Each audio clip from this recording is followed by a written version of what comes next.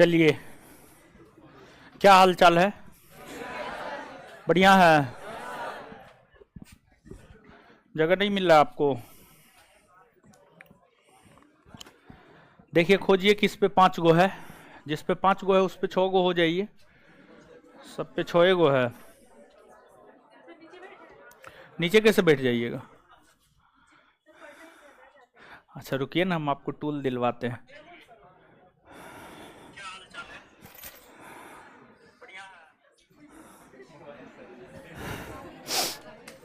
रुकिए, बैठाते हैं। है टूल है जी, टूल है, नीचे से ला के दीजिए। नीचे में देखिए ना, टूल होगा। कोई स्टाफ है तो स्टाफ देखिए क्या कर रहे हैं। देखिए टूल है वहां पे, लीजिए लीजिए, वहां से टूल लीजिए।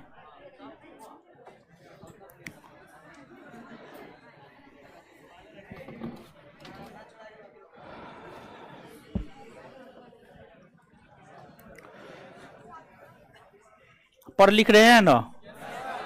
पढ़िए लिखिए मन से। जो भी करवाया जा रहा है, जैसे भी करवाया जा रहा है, उसको लगातार करते रहिए। और क्या, और कुछ नहीं।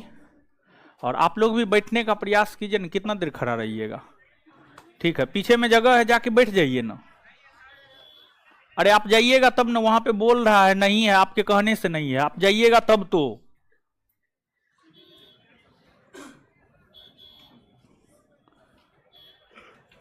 बैठाइए सबको।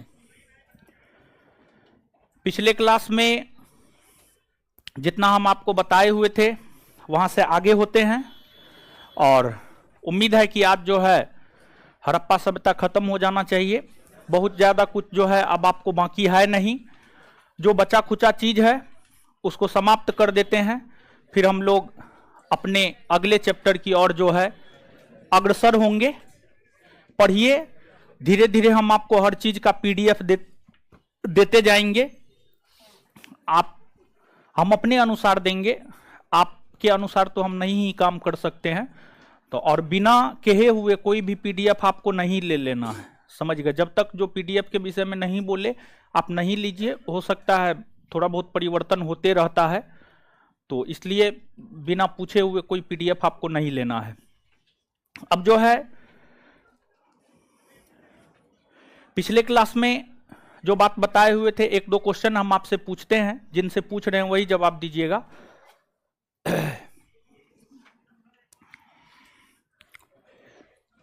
आप लोग क्लास कर रहे थे, रेगुलर क्लास कर रहे थे? हैं? अरे बोलिए ना, रेगुलर क्लास कर रहे हैं ना? काहे रेगुलर काहे नहीं कर रहे हैं? बोल रहे नहीं, काहे नहीं कर रहे हैं? करना नहीं चाहिए। रेगुलर क्लास नहीं कीजिएगा तो क्लास का कोई फायदा नहीं है, ठीक है? क्लास रेगुलर होना चाहिए। इसी में आपकी भी भलाई है, हमारी भी भलाई है, सबकी भलाई है, समझ गए? हमेशा देखते हैं लड़की में तो चेंजे रहता है, समझ गए? तो पता नहीं क्या हो जाता है इस सबको। यानी ऑनलाइन भी सुविधा जो दे दिए है ना, ऑनलाइन ऑफलाइन दोनों ना है, तो ठंडा है तो नहीं जाएंगे। और देखिए, ऑनलाइन पढ़ने में अनुशासन नहीं बना रहता है, अनुशासनहीनता हो जाता है वहां पे। ऑफलाइन में जो है सब चीज ठीक ठाक रहता है। यहाँ पर आप कंसंट्रेट होकर के क्लास पूरा का पूरा कीजिएगा। ऑनलाइन में होगा क्या, आप पढ़ रहे हैं, कॉल आ गया, फोन पे बतियाना शुरू कर दिए, या रूम में कोई आ गया तो फिर हो गया, क्लास खत्म है। तो इसलिए जो भी लोग ऑफलाइन ऑनलाइन दोनों मोड में एडमिशन लिए हुए हैं, प्रयास कीजिए आप ऑफलाइन ही क्लास करने का। ऑफलाइन ज़्यादा बेटर क्लास होता है ऑनलाइन की तुलना में। ऑफलाइन में आपका कंसंट्रेशन बेहतर रहता है। और ऑनलाइन में वैसे छात्र जो अनुशासन में रहता है, डिसिप्लिन में रहता है, वैसे छात्रों के लिए ऑनलाइन काफ़ी बेहतर है। जो स्वयं से अनुशासित है उनके लिए ऑनलाइन जो है काफ़ी बेहतर है। जो स्वयं से अनुशासित है, मतलब जो है कहने का ये है कि 5 से 7 पढ़ने का टाइम है तो उस टाइम में कुछ भी नहीं करेंगे, सिर्फ पढ़ेंगे ही पढ़ेंगे। इस टाइप के अगर कोई छात्र हैं तो उनके लिए ऑनलाइन बहुत बेहतर है। तो अब आप समझिएगा कि पिछले क्लास में हम आपको हड़प्पा सभ्यता के विषय में बताए थे। और हड़प्पा सभ्यता के सामाजिक जीवन, आर्थिक जीवन, राजनीतिक जीवन धार्मिक जीवन, इन चीजों के विषय में पिछले क्लास में जो है हम आपको क्लियर किए हुए थे। अब जो बचा हुआ चीज है, बचा हुआ चीज में जो है आपको हड़प्पाई लिपि हो गया, हड़प्पा काल में अंतिम संस्कार हो गया, हड़प्पाई लिपि हड़प्पा काल में अंतिम संस्कार हो गया। और इसके बाद जो है किन हड़प्पाई स्थलों से क्या प्राप्त हुए हैं, हड़प्पा सभ्यता के पतन के कौन से कारण हैं, और साथ ही साथ जो है कुछ अन्य हड़प्पाई स्थल, 6 बड़े स्थलों के अलावे जो है कुछ और भी अन्य हड़प्पाई स्थल है, वे हड़प्पाई स्थल कहाँ है, उसके खोजकर्ता कौन है, इन चीजों को जो है एक एक करके हम लोगों को देखना है। इन सभी चीजों को एक एक करके हम लोगों को देखना है। तो अब देखिएगा, यहां पर सबसे पहले हम आपको अवगत करवाना चाहते हैं, हड़प्पा काल में मृत्यु होने के बाद जो मानव का अंतिम संस्कार होता था, मानव का अंतिम संस्कार होता था, अंतिम संस्कार की कौन सी विधियां आपको प्रचलित थी। हड़प्पा काल में मृत्यु होने के बाद 3 प्रकार से अंतिम संस्कार किए जाते थे, 3 प्रकार से अंतिम संस्कार किए जाते थे। एक आपको पूर्ण समाधिकरण, पूर्ण समाधिकरण विधि थी। दूसरा आपको आंशिक समाधिकरण, दूसरा आपको आंशिक समाधिकरण, आंशिक समाधिकरण विधि थी। तीसरा अगर हम देखें तो तीसरा जो है आपको दाह संस्कार, तीसरा आपको दाह संस्कार। इन तीनों विधियों में हड़प्पा काल में जो सबसे अधिक प्रचलित विधि थी वह आपको पूर्ण समाधिकरण था। हड़प्पा काल में सबसे अधिक प्रचलित विधि, सबसे अधिक प्रचलित विधि की हम बात करें तो जो सबसे अधिक प्रचलित विधि था वह आपको पूर्ण समाधिकरण था, पूर्ण समाधिकरण था। पूर्ण समाधिकरण में क्या होता था, तो पूर्ण समाधिकरण में जो है आपको मृत्यु के बाद गड्ढा खोदकर, समझिए गड्ढा खोदकर जो है मानव को उस गड्ढा में दफना दिया जाता था और ऊपर से जो है मिट्टी भर दिया जाता था, ऊपर से मिट्टी भर दिया जाता था। और हड़प्पाई स्थलों के उत्खनन से ऐसे भी प्रमाण मिले हैं कि एक साथ पूरे परिवार के लोगों को दफनाए जाने के भी प्रमाण मिले हैं, एक साथ पूरे परिवार के लोगों को दफनाए जाने के प्रमाण मिले हैं।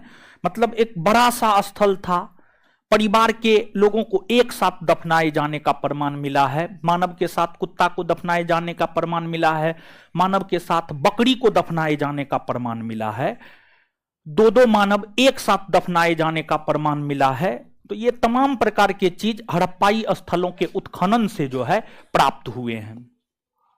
तो सबसे अधिक प्रचलित विधि पूर्ण समाधिकरण था। पूर्ण समाधिकरण के अंतर्गत मृत्यु के बाद जो है गड्ढा खोद करके पूरे शव को दे करके उस पर मिट्टी चढ़ा दिया जाता था। फिर आपको दूसरा आंशिक समाधिकरण है।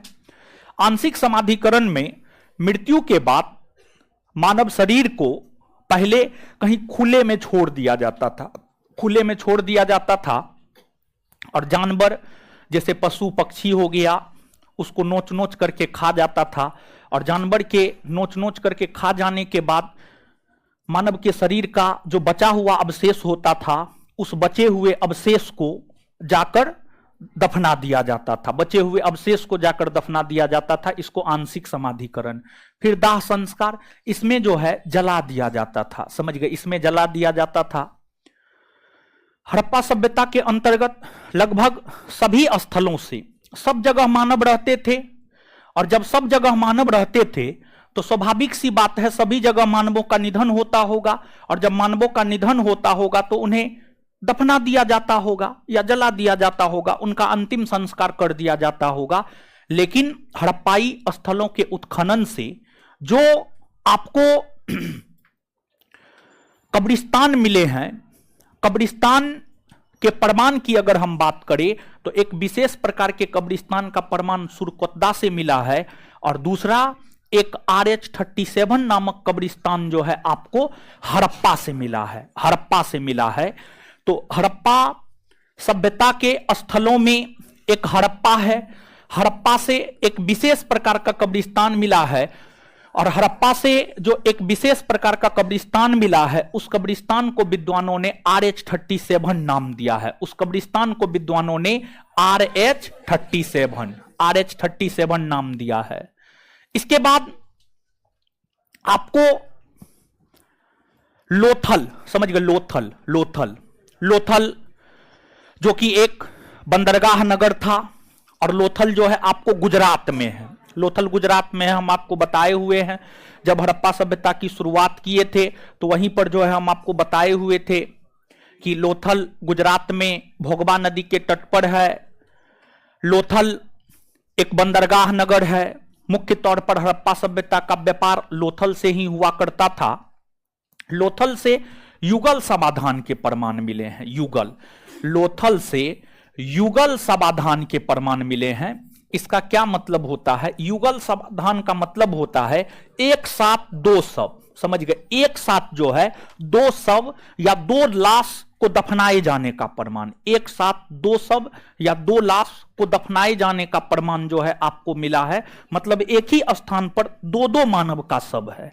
अब इसका यह मतलब नहीं है कि दोनों का निधन एक ही साथ हुआ था, ऐसी कोई बात नहीं है, बल्कि इसका विद्वान यह मतलब निकालते हैं कि एक ही परिवार के जब एक लोग का निधन हुआ तो उसको यहां दफना दिया गया, उसी के बगल में जो है उस परिवार के जब दूसरे लोग का निधन हुआ तो उसको भी वहीं बगल में ही दफना दिया गया था। तो युगल समाधान का प्रमाण लोथल से मिला है। वहीं मानव ने सबसे पहले कुत्ता को पालतू बनाया था, कुत्ता को पालतू बनाया था। कभी काल ऐसा होता था और ऐसा होता भी है, अभी भी ऐसा होता है कि मानव को कुत्ता के साथ इतना अधिक लगाव हो जाता है, किसी मानव को कुत्ता के साथ इतना अधिक लगाव हो जाता है, उसका उठना बैठना खाना पीना सब चीज कुत्ता के साथ होता है। तो इस स्थिति में जो है, इस स्थिति में अगर उस व्यक्ति का निधन होता है तो उसको जहां पर दफना दिया जाता है, फिर कुत्ता के निधन होने के बाद कुत्ता को भी उन्हीं के बगल में दफना दिया जाता है। ऐसे लोगों की, बहुत सारे लोगों की इच्छा भी होती है, समझ गए। तो हड़प्पाई स्थलों के उत्खनन जब होने लगे तो उसमें एक रोपर नामक स्थल का उत्खनन हुआ। रोपर की हम बात करें तो जो रोपर है, रोपर जो है आपको पंजाब में है। रोपर पंजाब में सतलज नदी के तट पर है। पंजाब में रोपर जो है आपको सतलज नदी के तट पर है, सतलज नदी के तट पर है। रोपर की खोज आपको, रोपर की खोज जो है यज्ञदत्त शर्मा के द्वारा किया गया था। यज्ञदत्त शर्मा के द्वारा जो है आपको रोपर की खोज की गई थी। रोपर की खोज की गई थी। यह पंजाब में सतलज नदी के तट पर है। और रोपर आजाद भारत में, यानी 1947 के बाद के भारत में, आजाद भारत में जो प्रथम उत्खनित हड़प्पाई स्थल है वह आपको रोपर है। आजाद भारत में उत्खनित, मतलब आजाद भारत में उत्खनित प्रथम हड़प्पाई स्थल जो है आपको रोपर है। प्रथम हड़प्पाई स्थल रोपर है। यहां से मानव के साथ कुत्ता को दफनाए जाने का प्रमाण मिला है। यहां से जो है रोपर से मानव के साथ कुत्ता को दफनाए जाने का प्रमाण मिला है। आप याद कीजिए, जब आप पाषाण युग पढ़ रहे थे तो पाषाण युग को अगर हम लोग देखें तो पाषाण युग के अंतर्गत जो है एक हड़प्पाई स्थल था। पाषाण युग के अंतर्गत जो है पाषाण युग के अंतर्गत एक पाषाणकालीन स्थल था। पाषाण युग के अंतर्गत जो है एक पाषाणकालीन स्थल था। उस स्थल का नाम था बुर्जहोम। अगर आपको याद हो तो बुर्जहोम जम्मू कश्मीर में था और बुर्जहोम से मानव के साथ कुत्ता को दफनाए जाने का प्रमाण मिला है। तो अब आप देखिएगा, यहां पर समझिएगा, क्वेश्चन सेम ही है, लेकिन एक क्वेश्चन पाषाण काल का है और एक क्वेश्चन हड़प्पा काल का है।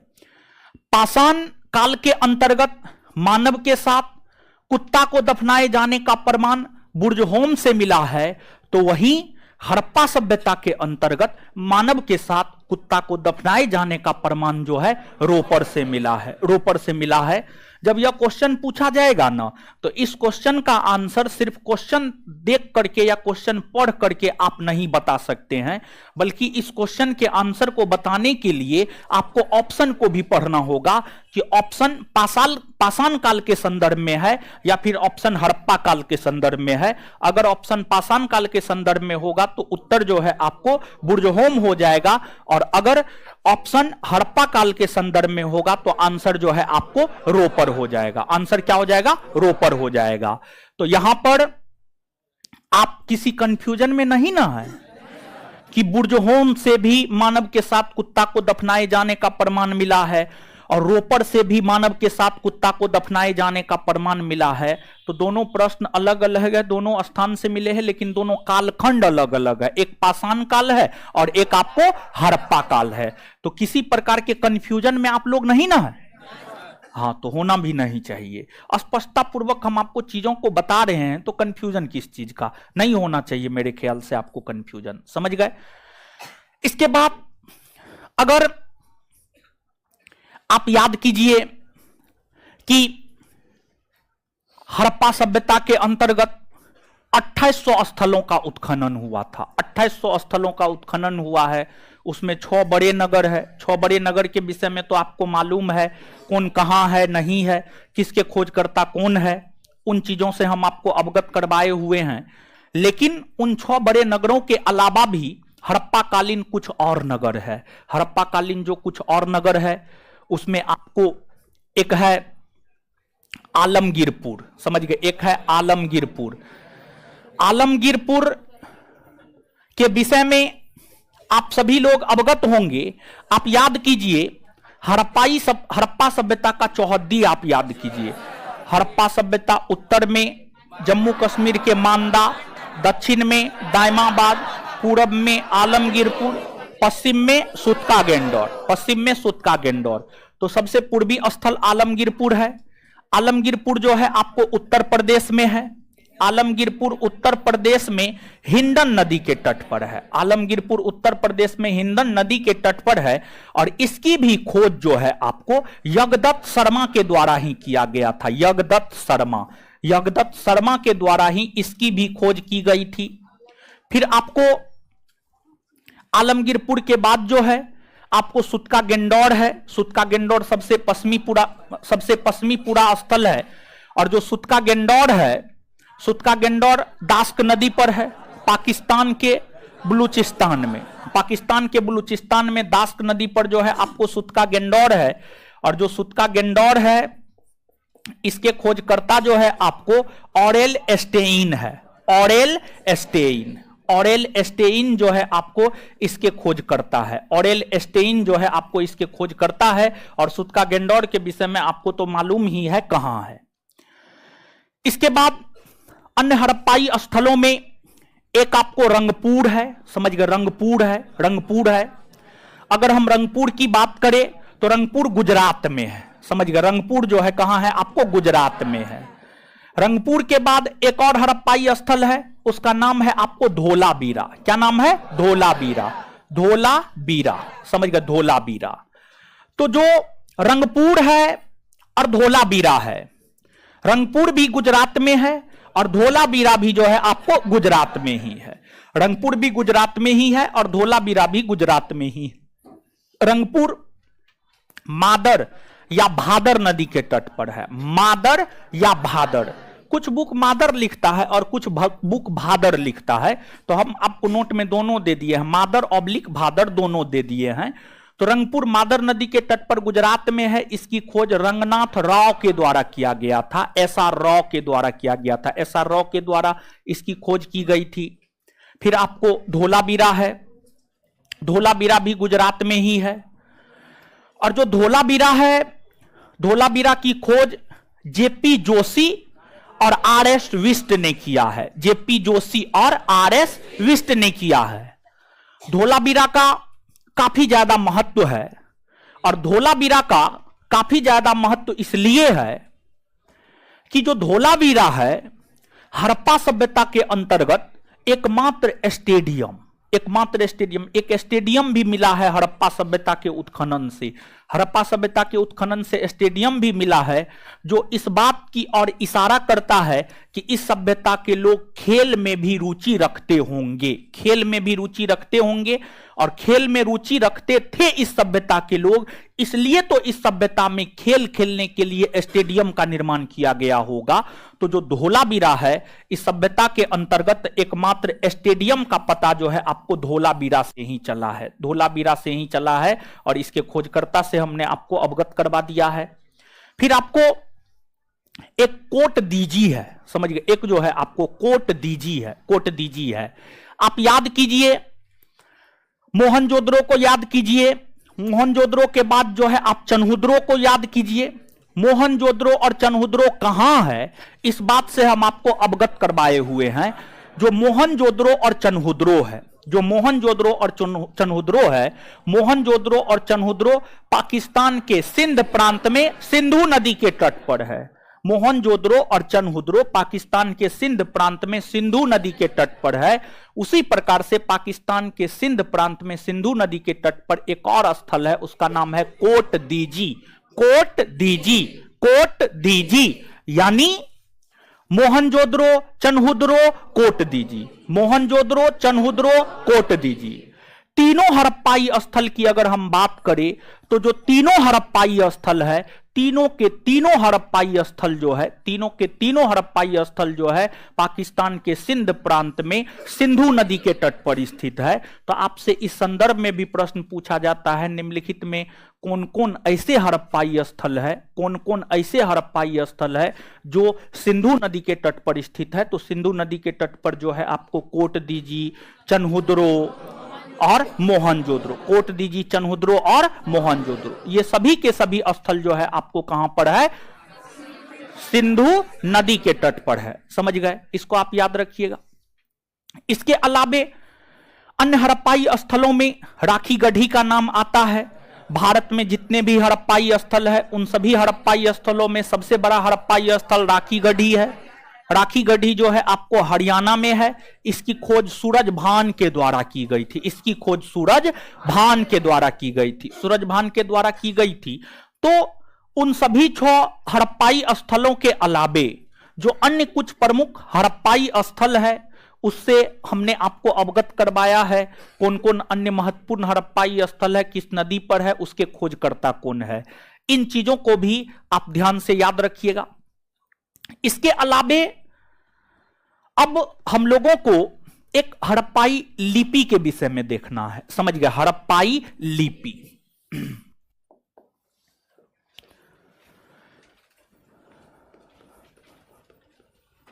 हड़प्पाई लिपि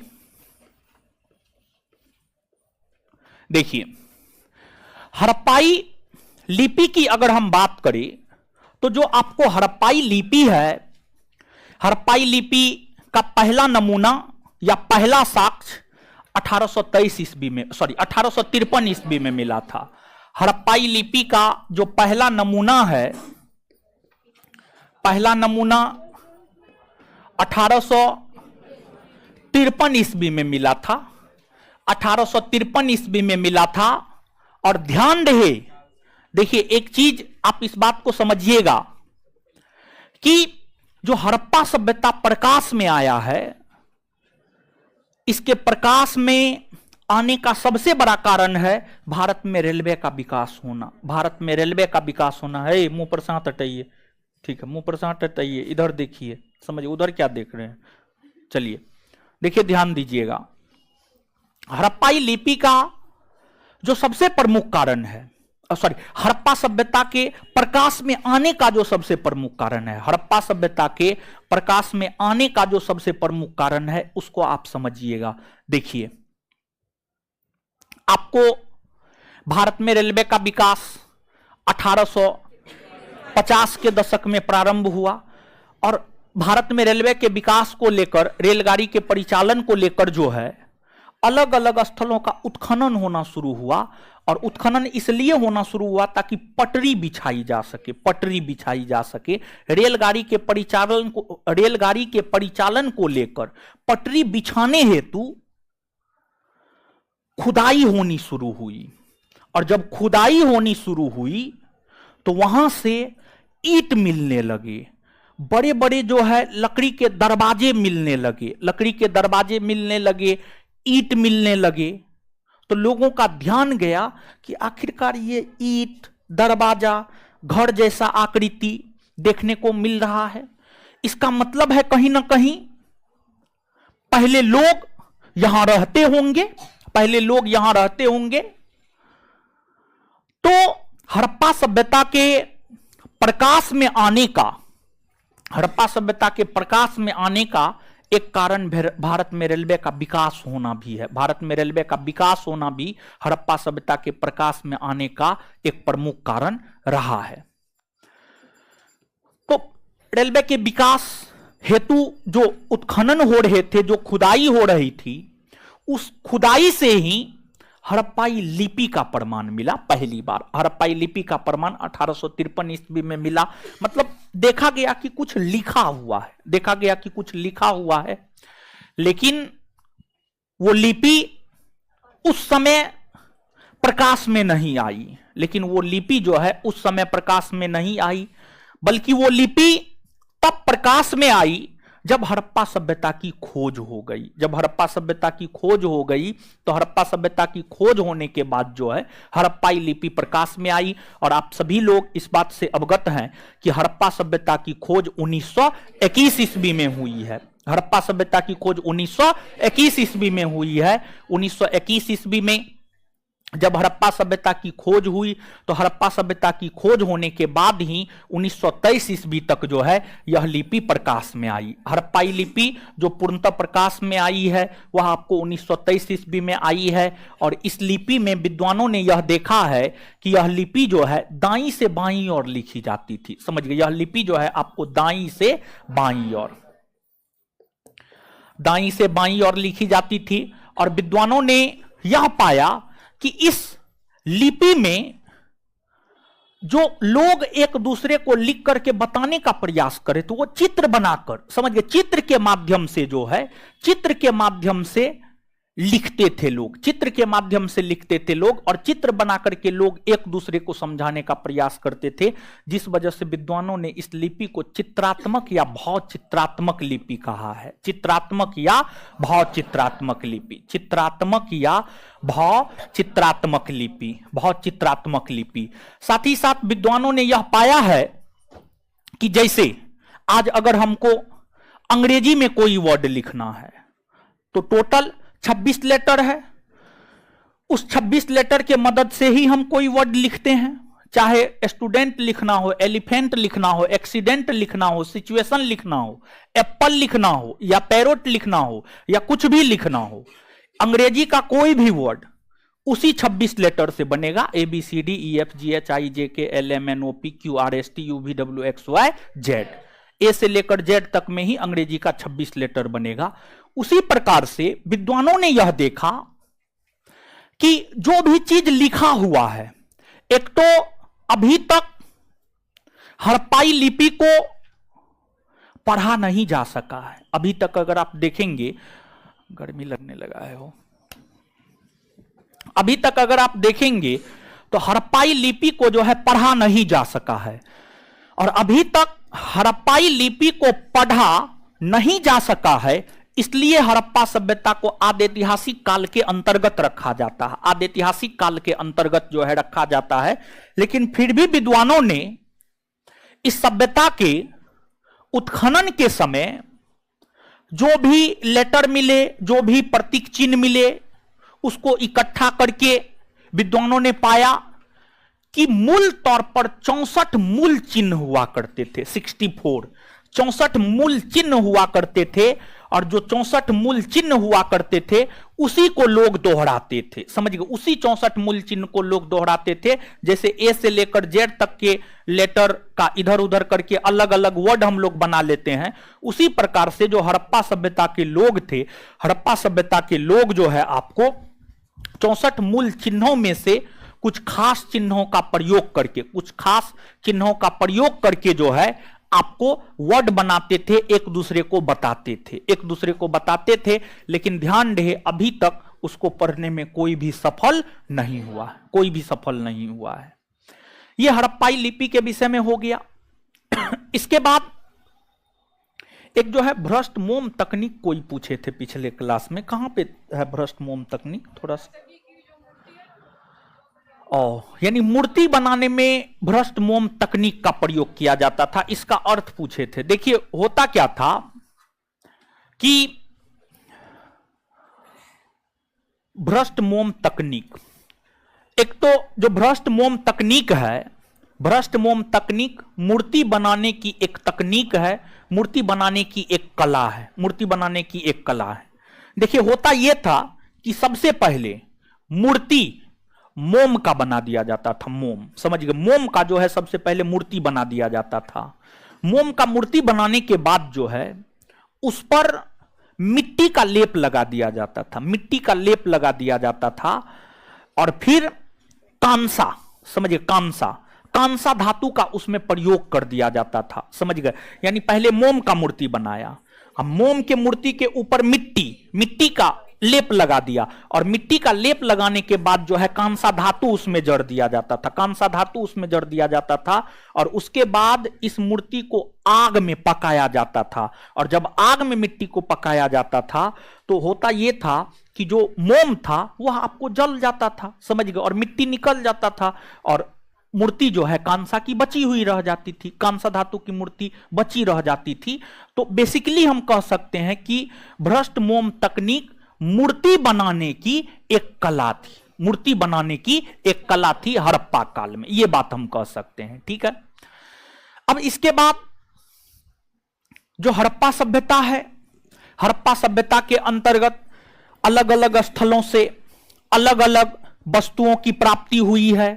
इस सभ्यता को पढ़ाने के क्रम में हमने आपको जगह जगह यह बात बताया है कि इस सभ्यता के अंतर्गत किस स्थल से किस वस्तु की प्राप्ति हुई है, इस सभ्यता के अंतर्गत जो है किस स्थल से किस वस्तु की प्राप्ति हुई है, ये चीज हम आपको बताए हुए हैं। काहे सोते हैं, कहां क्या करते हैं घर पे? आप ही को बोल रहे हैं, चश्मा वाली आप ही को बोल रहे हैं, क्या करते हैं घर पे है?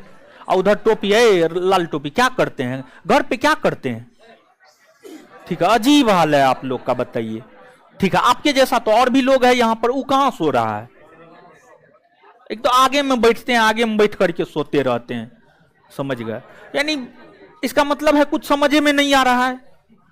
कितना दिन से क्लास कर, रेगुलर क्लास कर रहे हैं जी, आप ही को बोल रहे हैं, क्या समझ में नहीं आ रहा है? क्या ऐसा बोल रहे हैं कि समझ में नहीं आ रहा है? ऐसा तो कुछ भी नहीं बोल रहे हैं कि समझ में नहीं आएगा, समझे? यानी कैरियर को लेकर कोई चिंता ही नहीं है। बस चलिए, बार बार बहुत देर से देख रहे थे, शुरुए से देख रहे हैं, सो रही है सो रहा है, वो भी समझ गए। हम सोच रहे थे नहीं बोले नहीं बोले नहीं बोले, लेकिन फिर भी क्या। चलिए सुनिएगा, देखिए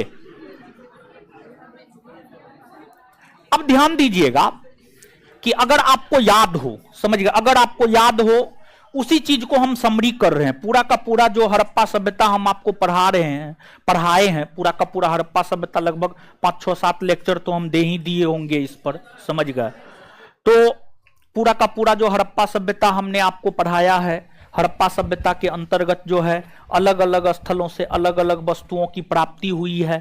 आप सभी लोग जानते हैं कि हड़प्पा सभ्यता के अंतर्गत जो है हड़प्पा है, हड़प्पा से RH-37 नामक कब्रिस्तान मिला है, गेहूं और जौ के प्रमाण मिले हैं, समाधान पेटिका मिला है, फिर एक स्त्री के नाभि से निकलता हुआ पौधा, यानी जिसको पृथ्वी की देवी या उर्वरता की देवी बताया गया, उर्वरता की देवी बताया गया है, ये सब चीज हड़प्पा से मिला है। फिर आपको मोहनजोदड़ो है, मोहनजोदड़ो से बृहद स्नानागार के प्रमाण मिले हैं, बृहद धान्यागार कोठागार के प्रमाण मिले हैं, सूती कपड़ा के टुकड़े का प्रमाण मिला है, नतर्की की कांसे की मूर्ति मिली है, एक सिल पर ध्यान के मुद्रा में बैठे हुए योगी की प्रतिमा मिली है, सबसे बड़े ईंट का प्रमाण मिला है, सबसे बड़ा ईंट का साक्ष्य हड़प्पा सभ्यता के अंतर्गत मोहनजोदड़ो से मिला है, मोहनजोदड़ो से मिला है। फिर आपको चनहुद्रो है, चनहुद्रो भी पाकिस्तान में सिंध प्रांत में सिंधु नदी के तट पर है।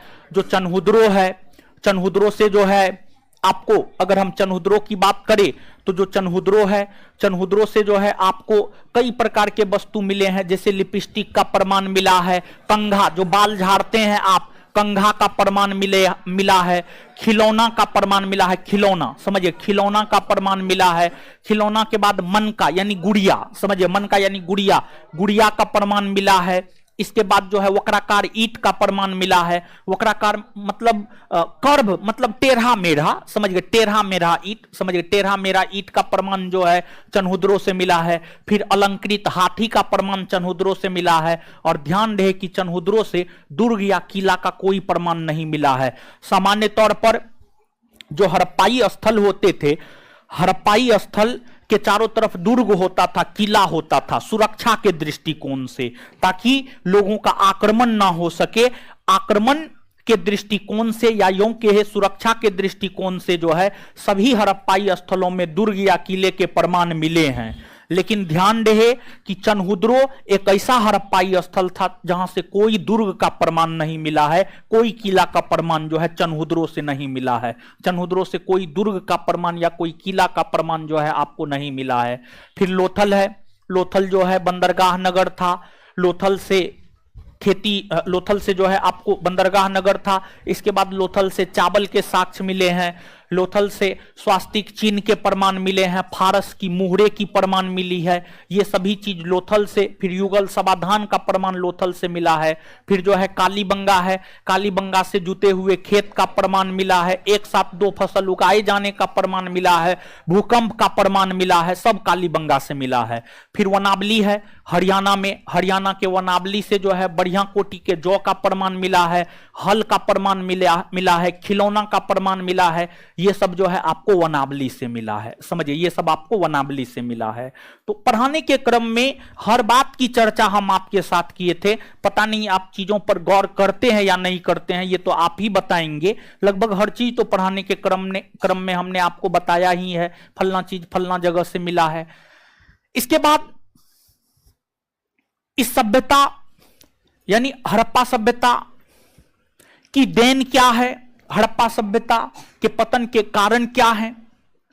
तो हड़प्पा सभ्यता की देन, हड़प्पा सभ्यता की एक बहुत बड़ी देन है भारत के मानव समाज को, भारतीय मानव समाज को हड़प्पा सभ्यता की बहुत बड़ी देन है। आप हड़प्पा सभ्यता के विषय में आपने पढ़ा है, जो आपने हड़प्पा सभ्यता के विषय में पढ़ा है उसमें आप थोड़ा सा गौर करेंगे और आज की वर्तमान स्थिति को थोड़ा सा एनालाइज करेंगे तो आपको यह पता चलेगा कि जो जो चीजें हड़प्पा काल में देखने को मिलता था लगभग वही चीजें आज भी हमारे समाज में देखने को मिलता है। हड़प्पा काल में बहुत देर बाद की प्रथा का प्रचलन था। हड़प्पा काल में लोग एक से अधिक देवी देवता की पूजा करते थे। क्या आज के समाज के लोग एक से अधिक देवी देवता की पूजा करते हैं कि नहीं करते हैं? हड़प्पा काल में शहर सुव्यवस्थित ढंग से बसा हुआ था। क्या आज शहर सुव्यवस्थित ढंग से नहीं बसा हुआ है? हड़प्पा काल में बेहतर नाली और सड़क देखने को मिले हैं। क्या आज बेहतर सड़क और नाली देखने को नहीं मिलता है? हड़प्पा काल में भगवान शिव के लिंग रूप और मानव रूप की पूजा होती थी। क्या आज भगवान शिव के लिंग रूप और मानव रूप की पूजा नहीं होती है? एकदम होती है। हड़प्पा सभ्यता एक नगरीय सभ्यता थी। क्या आज भारतवर्ष के भीतर नगर देखने को नहीं मिलते हैं? एकदम नगर देखने को मिलते हैं। आप जहां बैठे हुए हैं वो भी आपको नगर ही है। पटना भी एक नगर ही है, पटना भी एक शहर ही है। तो बहुत बड़ी देन भारत के मानव समाज को हड़प्पा सभ्यता से प्राप्त हुआ है। मतलब हड़प्पा सभ्यता में जिस भी चीज की शुरुआत हुई वह परिवर्तित रूप में आज भी कहीं ना कहीं हमारे समाज में देखने को मिल जाता है, हमारे समाज में देखने को मिल जाता है। यही सब तो हड़प्पा सभ्यता की देन है।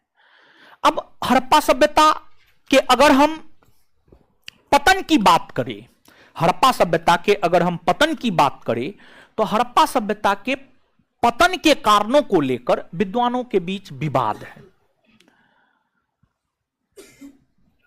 क्योंकि कोई भी विद्वान हड़प्पा काल के तो थे नहीं कि वो देखे होंगे, या हड़प्पाई स्थलों से लिखे हुए तो कोई साक्ष्य मिला तो है लेकिन उसको पढ़ नहीं पाए हैं, ताकि उचित कारण बताया जा सके कि इस सभ्यता के पतन का कारण क्या है। तो जो हड़प्पाई स्थल था, हड़प्पाई स्थल के उत्खनन से जो वस्तु मिले हैं, उस वस्तुओं के अध्ययन के आधार पर ही विद्वान यह बताते हैं कि इस सभ्यता का पतन का कारण क्या है। एग्जाम्पल के तौर पर हम आपको बताते चले कि एक विद्वान है गार्डन चाइल्ड और मार्टिमर व्हीलर। गार्डन चाइल्ड और मार्टिमर व्हीलर, इन दोनों विद्वानों ने यह कहा है कि इस सभ्यता के पतन का कारण बाह्य आक्रमण है या आर्यों का आक्रमण है। आर्यों के आक्रमण के कारण ही हड़प्पा सभ्यता का पतन हुआ है, ऐसा गार्डन चाइल्ड और मार्टिमर व्हीलर नामक विद्वान ने कहा है। फिर आपको एक विद्वान है ऑरेल स्टेइन और अमलानंद घोष। ऑरेल स्टेइन और अमलानंद घोष नामक विद्वान यह कहते हैं कि इस सभ्यता के पतन का कारण जलवायु परिवर्तन है। फिर आपको एक विद्वान है KUR केनेडी, यह कहते हैं कि इस सभ्यता के पतन का कारण महामारी है।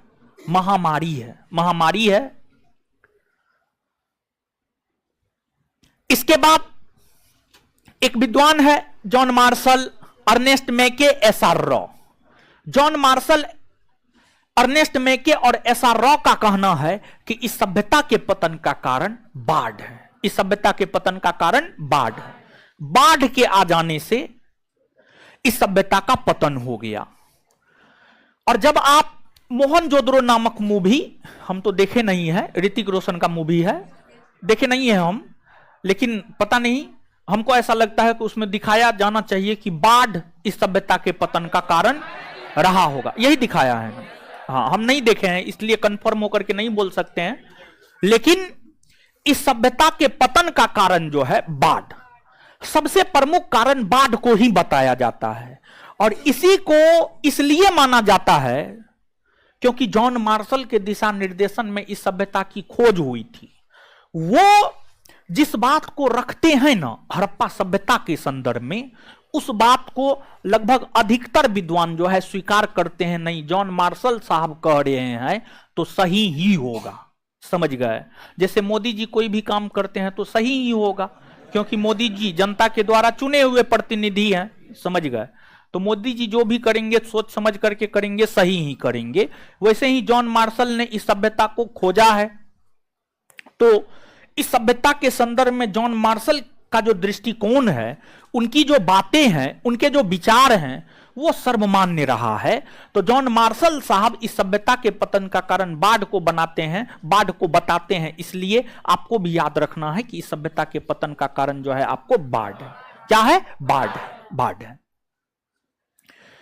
इसके बाद यानी कुल मिलाकर के अलग अलग विद्वान अलग अलग प्रकार की बात करते हैं, अलग अलग विद्वान अलग अलग प्रकार की बात करते हैं। लेकिन अगर हमारे परीक्षा में है तो हमको क्या मारना है? तो अगर हमारे परीक्षा में है तो हमको बाढ़ मारना है।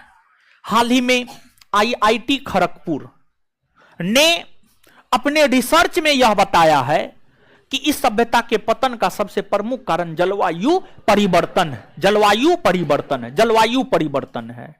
तो मतलब कुल मिलाकर के काफी मतभेद है कि आखिरकार पतन हुआ कैसे है, लेकिन फिर भी अंततः कारण जो है बाढ़ को ही मान करके जो है आपको चलना है। क्लियर है? ये चैप्टर आपका खत्म हुआ। अब आपको करना क्या है? जैसे हमने आपको जब पाषाण युग खत्म किया था, तो पाषाण युग खत्म करने के बाद हमने आपको बताया था इतिहास का जो घटना चक्र होता है उससे जाकर के आप क्वेश्चन बना लीजिएगा। तो पाषाण युग का आप सभी लोग क्वेश्चन बनाए थे, और आपसे बना था या नहीं बना था? बनाए थे सभी लोग। कौन कौन लोग बनाए थे? हाथ खड़ा कीजिए तो। हाँ, और कुछ लोग नहीं भी बनाए थे। ठीक है, नहीं भी बनाए थे तो यहां पर क्या मेरा मुंह निहारने आए हैं? समझ गए? बनाइए, जो कहा जाता है उसको कीजिए। समझ गए? नहीं तो छोड़ दीजिए, क्लास करना छोड़ दीजिए। समझे? चलिए, इस भ्रम में मत रहिए कि यहां आ गए हैं तो रिजल्ट हो ही जाएगा, ऐसी कोई बात नहीं है। समझ गए? जो पढ़ेगा, जो मेहनत करेगा उसका रिजल्ट होगा, जो नहीं पढ़ेगा, नहीं मेहनत करेगा उसका रिजल्ट नहीं होगा। अब आपका काम यह है कि आपको जो है घटना चक्र से हड़प्पा सभ्यता का क्वेश्चन बनाना है। टोटल 81-82 क्वेश्चन है मेरे ख्याल से, 81 या 82 क्वेश्चन है। हम भरोसा के साथ कहते हैं 70+ क्वेश्चन आपसे बन जाएगा। 10-12 क्वेश्चन यानी 10 के आसपास क्वेश्चन आपसे नहीं बनेगा, तो नहीं बनेगा। जो क्वेश्चन आपसे नहीं बनेगा आप उसको याद कर लीजिएगा। समझिएगा? आपको जो है उसको याद कर लेना है। क्लियर है? नहीं तो 70 के आसपास क्वेश्चन आपसे बन जाएगा, तो उसको आप देख लीजिएगा और बनाने के साथ साथ जो है आप उसको याद भी कर लीजिएगा। अगले क्लास में जो है हम उस चैप्टर से क्वेश्चन जो है आपसे पूछेंगे। हड़प्पा सभ्यता के बाद जो हम लोगों का अगला टॉपिक है नोट के अकॉर्डिंग, वह होगा आपको वैदिक सभ्यता। वह होगा आपको वैदिक सभ्यता। ठीक है, वैदिक सभ्यता। तो अब हम लोग आते हैं और पढ़ते हैं हम लोग अपने अगले चैप्टर को, वैदिक सभ्यता को।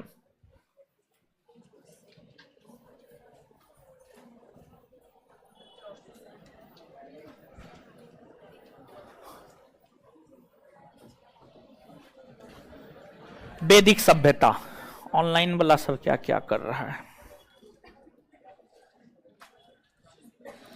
आयुष सांडिलिया जी, घटना चक्र का नाम क्या है?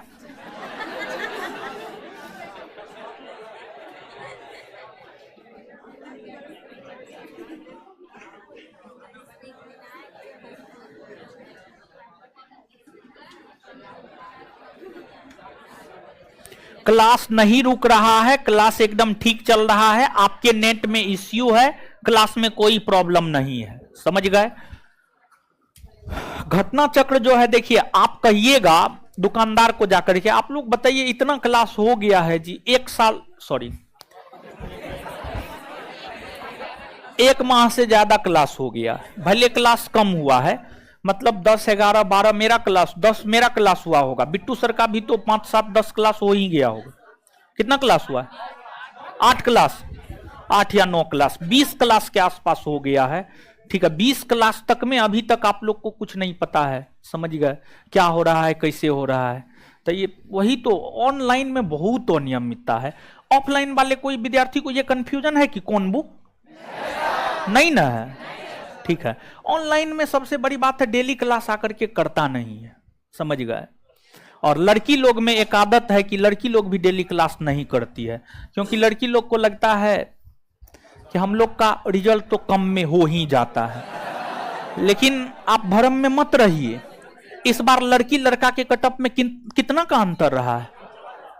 1 से 2 क्वेश्चन का अंतर रहा है। समझिए, 1 से 2 क्वेश्चन का अंतर रहा है, और ना चाहते हुए भी, जानते हुए भी आप 1 से 2 क्वेश्चन गलती करके आ जाते हैं। लड़की लोग अपने दिल और दिमाग में बैठा लीजिए कि अगर आप लड़का को टक्कर नहीं दे रहे हैं ना तो आपका रिजल्ट नहीं होने जा रहा है। हम लिख करके आपको दे सकते हैं, आप रख लीजिएगा अपने पर्स में, समझ गए? एकदम हम लिख करके दे सकते हैं। अगर लड़की लड़का को टक्कर नहीं दे रही है उसका रिजल्ट नहीं होने जा रहा है। टेस्ट होता है, शनिवार को टेस्ट हुआ है ना, टेस्ट हुआ है ना। लड़की का कितना मार्क आता है बताते हैं? 11, 13, 17, 6, 7, 12, 15, 18, 40 से कम ही रहता है सबका। लड़का का 60, 62, 65, 67, 78, 80, समझ गए? ऐसे रहता है लड़का का मार्क, समझे? सबका थोड़े रहता है, सबका नहीं रहता है। 15-20 गो लड़का का रहता है, समझे? हाँ, तो अनियमितता बहुत है, समझ गए? और दूसरी बात यह है कि बिहार दरोगा जॉब जो है ना, देखिए सच्चाई क्या है। टाइम पीरियड में मतलब 1.5 साल होते होते वर्दी शरीर पे लग जाता है, समझ गए? और नीतीश कुमार 35% आरक्षण दिया है, 35% आरक्षण दिया है, तो समाज में, हर समाज में लगभग 1-2, हर प्रखंड में लगभग 1-2 लड़की दरोगा बन गई है। तो अब उसके देखा देखी जो है सब चाहती है कि हम भी बन जाए। तो पहले तो थोड़ा आसान था, लेकिन जैसे जैसे कंपटीशन आगे बढ़ेगा वैसे वैसे और टफ होता जाएगा, बहुत टफ होता जाएगा, समझ गए? तो आप भ्रम में ना रहे कि हम लड़की हैं तो कम में हो जाएगा, ऐसी कोई बात नहीं है। 1-2 क्वेश्चन 3 क्वेश्चन का अंतर रहेगा, उससे ज्यादा अंतर नहीं रहने वाला है। और आप इस भी भ्रम में ना रहे कि आ गए हैं तो रिजल्ट हो ही जाएगा, ऐसी कोई बात नहीं है। आ गए हैं, जो पढ़ेंगे उनका रिजल्ट होगा, जो नहीं पढ़ेंगे उनका रिजल्ट नहीं होगा। जो अनुशासन में रहिएगा, जितना होमवर्क देंगे उतना कीजिएगा, उनका रिजल्ट होगा, बाद बाकी किसी का नहीं होगा, समझ गए? आइए, वैदिक सभ्यता। तो घर पे जाकर के क्या करना है? हड़प्पा सभ्यता का घटना चक्र से क्वेश्चन बना लेना। अब घटना चक्र, किसी के पास बुक है? इतिहास का बुक है घटना चक्र? इतिहास का बुक है घटना चक्र का? किसी के पास नहीं? हाँ है, देखिए है, देखिए है, देखिए ये वाला बुक है। ऑनलाइन वाले लोग डेली हम आपको दिखाते हैं, देख लीजिए, ये वाला बुक है, समझे? फिर अगले क्लास में कोई नमूना आएगा, कहेगा कौन घटना चक्र? आपके नानी गांव वाला घटना चक्र, समझ गए? ई वाला घटना चक्र देख लीजिए, बढ़िया से चारों तरफ से देखिए, समझ गए? हाँ, पीछे भी देख लीजिए, समझ गए? सीधा कहिएगा जो स्टेट पीसीएस हो गया, यूपीएससी हो गया, पूर्वावलोकन कहिएगा, समझ गए? जिसका 8 सीरीज आता है, टोटल 8 बुक आता है, उसमें हिस्ट्री का दीजिए 2022 का आपको दे देगा, समझ गए? देखिए, हड़प्पा सभ्यता पढ़े हैं, एक आध गो इससे क्वेश्चन पूछते हैं। ऐसे तो घर पे जाकर के आप बनेबे कीजिएगा, बना लीजिएगा। क्या हम पूछे? चलिए बताइए तो। सिंधु घाटी सभ्यता संबंधित है प्रागैतिहासिक युग से आदि ऐतिहासिक युग। चलिए आगे बताइएगा। हड़प्पा सभ्यता की जानकारी का प्रमुख स्रोत है शिलालेख, पक्की मिट्टी के मुहरों पर अंकित लेख, पुरातात्विक खुदाई, उपर्युक्त सभी। पुरातात्विक खुदाई। इसके बाद आगे बताइएगा, जुते हुए खेत का प्रमाण कहां से मिला? काली। भारत में चांदी की उपलब्धता के प्राचीनतम साक्ष्य मिले हैं हड़प्पा संस्कृति से। कहां से? हड़प्पा में मिट्टी के बर्तनों पर सामान्यतः किस रंग का उपयोग होता है? लाल। कौन रंग का? कौन रंग का? अच्छा, इस सभ्यता के लोग गाय से परिचित थे? नहीं ना। अब बैल से? बैल से थे ना। हड़प्पा कौन नदी के तट पर है? कौन नदी के तट पर? विशाल स्नानागार कहां से मिला? मोहन जोदड़ो से मिला है। इसके बाद मांडा कहां है? मांडा जम्मू कश्मीर। दायमाबाद, दायमाबाद कालीबंगा, कालीबंगा राजस्थान। राखी गढ़ी भारत का सबसे बड़ा हड़प्पाई स्थल कौन है? राखी गढ़ी। सिंधु घाटी सभ्यता का पतन नगर कौन था? कौन था? सिंधु सभ्यता का कौन सा स्थान भारत में स्थित है? हड़प्पा, मोहनजोदड़ो, लोथल। लोथल कौन नदी के तट पर है? चनहुद्रों के उत्खनन का निर्देशन किसने किया था? जे.एच. मैके। जे.एच. मोहनजोदड़ो कहां स्थित है? पाकिस्तान के सिंध प्रांत में। पाकिस्तान के सिंध प्रांत में। समझ गए? चलिए इसके बाद आगे बताइएगा कि जो है हड़प्पाई स्थलों में अभी तक किस धातु की प्राप्ति नहीं हुई है? किसकी प्राप्ति नहीं हुई है? कौन हड़प्पा और मोहनजोदड़ो के उत्खनन से संबंधित नहीं थे? R D. Banerjee, K N. Dikshit, M S. Vats, V A. Smith. V A. Smith नहीं, वी.ए. स्मिथ। सिंधु घाटी के लोग पूजा करते थे पशुपति की, इंद्र की, ब्रह्मा, विष्णु। पशुपति। मोहनजोदड़ो एवं हड़प्पा की पुरातात्विक खुदाई के प्रभारी कौन थे? Sir John Marshall. Sir John. सर्वप्रथम मानव ने किस धातु का प्रयोग किया? किसका? हड़प्पा। किसका? तांबा। किसका? तांबा। हाथी दांत का पैमाना किस हड़प्पाई स्थल से मिला? लोथल। कहां से मिला है? चलिए इसके बाद हड़प्पाई सभ्यता का स्थल मांडी भारत के किस राज्य में स्थित है? उत्तर प्रदेश। मांडा जम्मू कश्मीर, मांडी उत्तर प्रदेश। मांडी। कपास की खेती किस सभ्यता में प्रारंभ हुई? कपास की खेती नील नदी के तट पर कौन सा सभ्यता है? कौन सी सभ्यता है? किस पशु के अवशेष सिंधु घाटी सभ्यता से प्राप्त नहीं हुए हैं? शेर के अवशेष। किसके अवशेष? शेर के अवशेष। लेखन कला की उचित प्रणाली विकसित करने वाली सर्वप्रथम प्राचीनतम सभ्यता सुमेरियन सभ्यता या मेसोपोटामिया? मेसोपोटामिया की सभ्यता को ही सुमेरियन सभ्यता भी कहते हैं। सुमेरियन सभ्यता।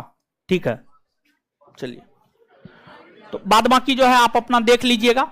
अब आइए अगला चैप्टर, वैदिक सभ्यता। देखिए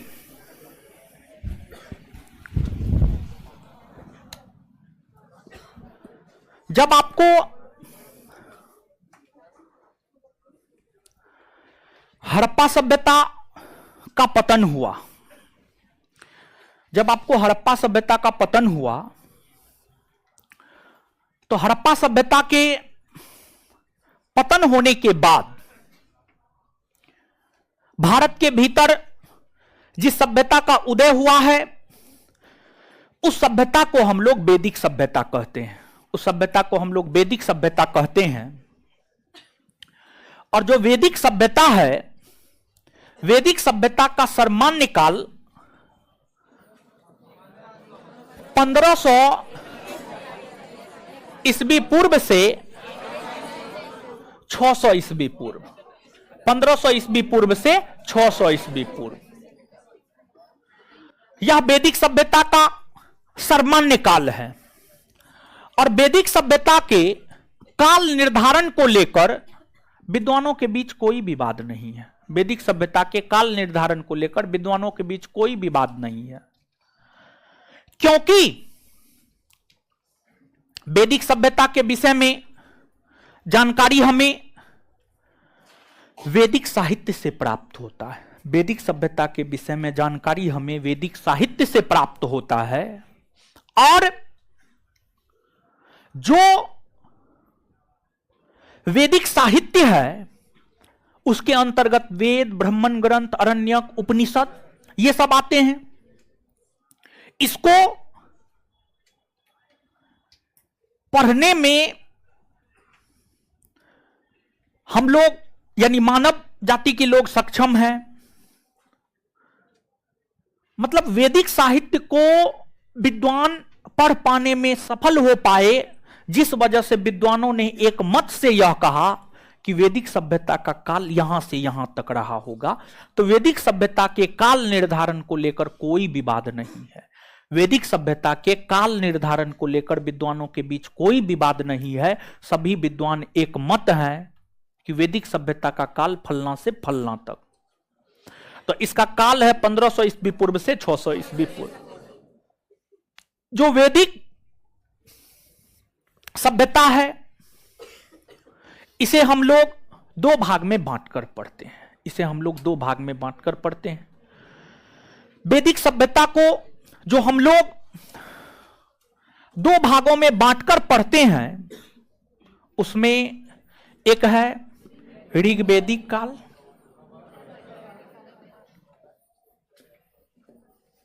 ऋग्वेदिक काल, और दूसरा हम देखें तो दूसरा है आपको उत्तर वैदिक काल, दूसरा है उत्तर वैदिक काल। उत्तर वैदिक काल, ऋग्वेदिक काल की जो अवधि है वह है 1500 ईस्वी पूर्व से 1000 ईस्वी पूर्व, और जो उत्तर वैदिक काल है, उत्तर वैदिक काल का समय है 1000 ईस्वी पूर्व से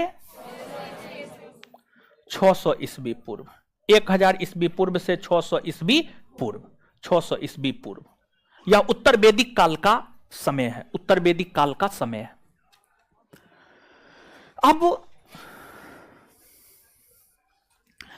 अगर आप याद करें,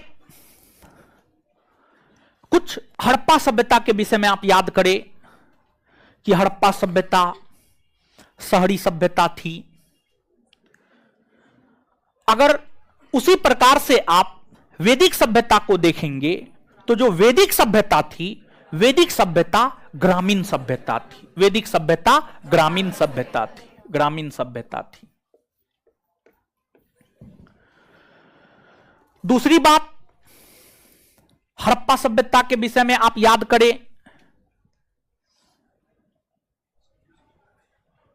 कि जो हड़प्पा सभ्यता के निर्माता थे, हड़प्पा सभ्यता के निर्माता कौन थे? तो अभी हमने आपको प्रश्न भी पूछा, आपने जवाब भी दिया है कि हड़प्पा सभ्यता के विषय में जानकारी पुरातात्विक खुदाई से मिली है। पुरातात्विक खुदाई से 4 प्रजाति के मानव कंकाल की प्राप्ति हुई थी, भूमध्य सागरीय, प्रोटो ऑस्ट्रेलाइड, मंगोलाइड, अल्पाइन। इन 4 प्रजातियों में सबसे ज्यादा जिस प्रजाति की उपस्थिति थी वह आपको भूमध्य सागर, वह आपको भूमध्य सागर, भूमध्य सागरीय प्रजाति, भूमध्य सागरीय प्रजाति के लोगों की उपस्थिति थी, ज्यादा थी। तो मतलब हड़प्पा सभ्यता के जो निर्माता थे वे भूमध्य सागरीय थे, भूमध्य सागरीय प्रजाति के लोग थे, सॉरी, भूमध्य सागरीय प्रजाति के लोग थे। उसी प्रकार से जो हड़प्पा सभ्यता है, हड़प्पा सभ्यता का निर्माता आर्य को माना जाता है, आर्य, आर्य को माना जाता है, आर्य लोगों को माना जाता है, आर्य, आर्य, सॉरी हड़प्पा बोल दिया, वैदिक। हड़प्पा सभ्यता के निर्माता जिस प्रकार से भूमध्य सागरीय प्रजाति के लोगों को माना जाता है, उसी प्रकार से जो वैदिक सभ्यता है, वैदिक सभ्यता का निर्माता आर्य लोगों को माना जाता। हम ये बात बोलना चाह रहे थे, ठीक है, हम ये बात बोलना चाह रहे थे कि जिस प्रकार से हड़प्पा सभ्यता के निर्माता भूमध्य सागरीय प्रजाति के लोगों को माना जाता था, उसी प्रकार से जो है वैदिक सभ्यता के निर्माता आर्य लोगों को माना जाता है। और जो आर्य है, आर्य का शाब्दिक अर्थ होता है श्रेष्ठ या कुलीन, आर्य का शाब्दिक अर्थ होता है श्रेष्ठ या कुलीन, श्रेष्ठ या कुलीन, श्रेष्ठ या कुलीन, आर्य का शाब्दिक अर्थ होता है। अब आर्य कहां के रहने वाले थे, इसको लेकर विद्वानों के बीच विवाद है, विद्वानों के बीच इसको लेकर विवाद है। आर्य रहने वाले कहां के थे, समझिए, आर्य रहने वाले कहां के थे?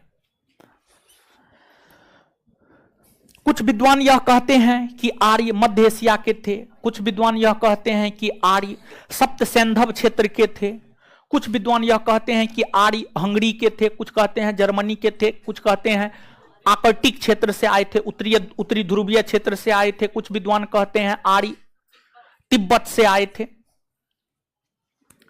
तो मुख्य तौर पर एक विद्वान है Max Muller, Max Muller, Harappa सभ्यता के संदर्भ में जो महत्व सर जॉन मार्शल का है, वही महत्व वैदिक सभ्यता के संदर्भ में प्रोफेसर मैक्स मूलर का है। मैक्स मूलर ने वैदिक सभ्यता को लेकर जो बात कही है उसे लगभग अधिकतर विद्वानों ने स्वीकार किया है। तो जो मैक्स मूलर है, मैक्स मूलर का यह मानना है कि जो आर्य थे वे मध्य एशिया के रहने वाले थे। समझिए, मध्य एशिया। देखिए, ये आपको एशिया महादेश है, समझ गए, एशिया महादेश है, और इधर तक जाएगा, समझ गए, और ऊपर तक इधर हाँ, यूक्रेन नहीं टच करेगा, समझ गए, इधर ऐसे जाएगा, समझ गए। हाँ चलिए, समझिए ना, ठीक है, यूक्रेन टच कर रहा है, उतना देखने का क्या है, इधर भूलिए ना यूरोप को, समझ गए, तुर्की तक रहिए, समझिए, यूक्रेन मत जाइए, यूक्रेन तो यूरोप में पड़ जाता है, समझिए, यूक्रेन अब मानचित्र है तो थोड़ा इधर उधर हो ही जाता है, ठीक है।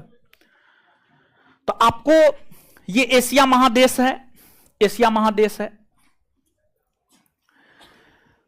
एशिया महादेश के अंतर्गत जो है ये मध्य एशिया का इलाका माना जाता है, समझ गए, मुख्य तौर पर जो है ये मध्य एशिया का इलाका माना जाता है, मध्य एशिया का इलाका, सेंट्रल एशिया माना जाता है। तो मैक्स मूलर का यह मानना था कि आर्य जो है मध्य एशिया से आए हुए थे भारत, आर्य इस एरिया से जो है भारत आए हुए थे, इस एरिया से आर्य भारत आए हुए थे। और मैक्स मूलर का यह भी कहना था कि जो आर्य लोग थे पशुपालक थे, जो आर्य लोग थे वे पशुपालक थे, पशुपालन किया करते थे। तो पशुपालन, देखिए, उस समय के जो मानव थे, उस समय के मानव में अस्थायित्व थोड़े था कि पटना में एक कट्ठा जमीन लेकर के बना लिए वहीं पर रहेंगे, अब ऐसी बात नहीं थी। उस समय के मानव आज पटना में है तो कल भागलपुर, परसों कटिहार तो तरसों सिक्किम, और चौथा दिन तिब्बत, समझ गए। तो उस समय लोगों में आज के जैसा अस्थायित्व थोड़े था, आज के जैसा लोग छल कपटी थोड़े थे, आज के जैसा लोग स्वार्थी थोड़े थे।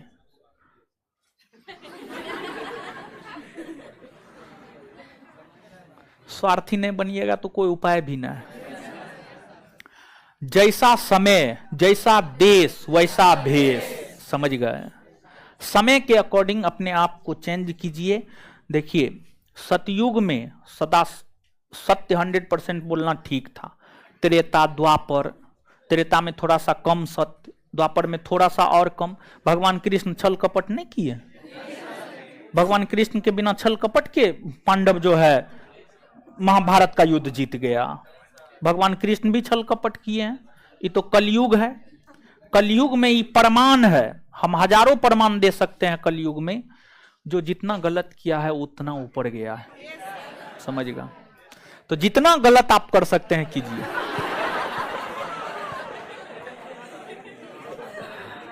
समझिएगा, है क्या?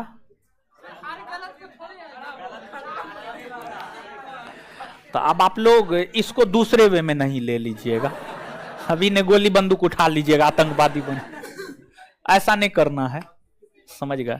देखिए, हाँ, तो देखिए आपको जो है, मतलब देखिए कैसे गलत कैसे करना है। देखिए, जैसे आप छात्र हैं, ठीक है, आप छात्र हैं, आप परीक्षा देने जा रहे हैं।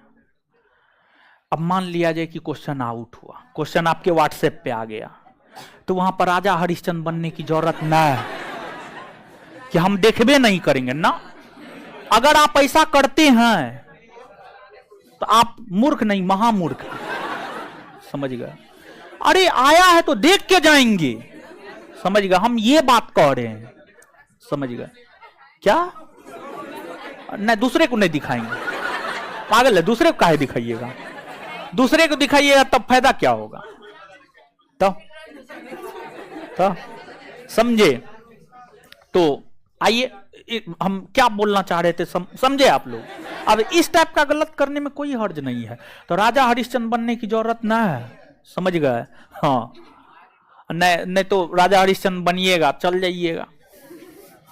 चलिए सुनिए अब, मैक्स मुलर का यह कहना था कि जो आर्य थे वे पशुपालक थे, पशु पालते थे, तो वे पशुओं के भोजन की तलाश में, पशुओं के भोजन की तलाश में यानी चारागाह की तलाश में वे यत्र तत्र भटकते रहते थे।